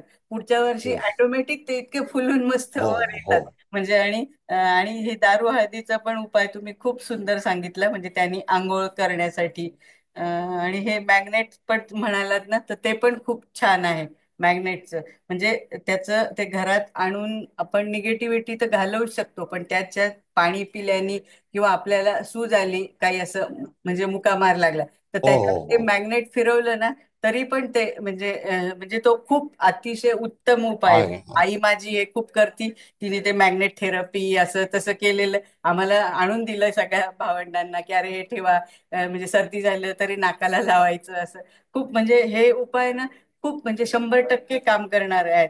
म्हणजे तुमचे खरं सर किती किती आभार मानावे ना तेवढेच थोडे. म्हणजे मी तुम्हाला ऋषी तुल्य उगच नाही म्हणत, ते आम्हाला ऋषी कधी भेटतील नाही, पण तुमच्या रूपात कलियुगात आमच्या सगळ्यांसाठी तुम्ही ऋषीच आहात. म्हणजे एवढं नाही शक्य, हायली हायली इम्पॉसिबल आहे की विदाऊट काही न घेता. आता आमची सगळ्यांची ही जबाबदारी आहे की हेच कार्य आम्ही सगळ्यांनी ज्याला जेवढं शक्य होईल तेवढं चालू ठेवायचंच, कारण हीच आमच्या सगळ्यांतर्फे तुम्हाला गुरुदक्षिणा असेल. कारण असं तर तुम्ही घेत नाही, म्हणजे द्यायला सगळे तयार आहेत. आता कुठल्या तरी मॅडम नाही का म्हणाल्या पेड क्लास लावा, पण आता आम्ही तर म्हणून म्हणून थकलो, तुम्ही काही ते लावणार नाही. तर आमची हीच सगळ्यांची जबाबदारी आहे की जसं तुम्ही दिलं तर हा वारसा सगळ्यांनी ज्याला जसा जमेल तसा त्यांनी चालू ठेवायचा. आणि सगळे ठेवतील, आपले विद्यार्थी खूप खूप चांगले आहेत. तसं परत परत तुम्हाला कोटी कोटी धन्यवाद, कोटी कोटी नमस्कार आणि कोटी कोटी वंदन. Hats off to you and your god bless you, god bless you. Gratitude. Thank you thank you thank you sir, thank you madam. Thank you. चला मला तुमच्या आज परत संमतीने त्या दिवशी सारखं झालं, असं बोलताना एकदम असं शिवरिंग व्हायला लागलं. अतिशय उत्तम सर, खूप खूप खूप आभार. Thank you, thank you thank you. धन्यवाद धन्यवाद. धन्यवाद sir. Thank you sir. Thank you thank you. Thank you sir. Thank you sir. Very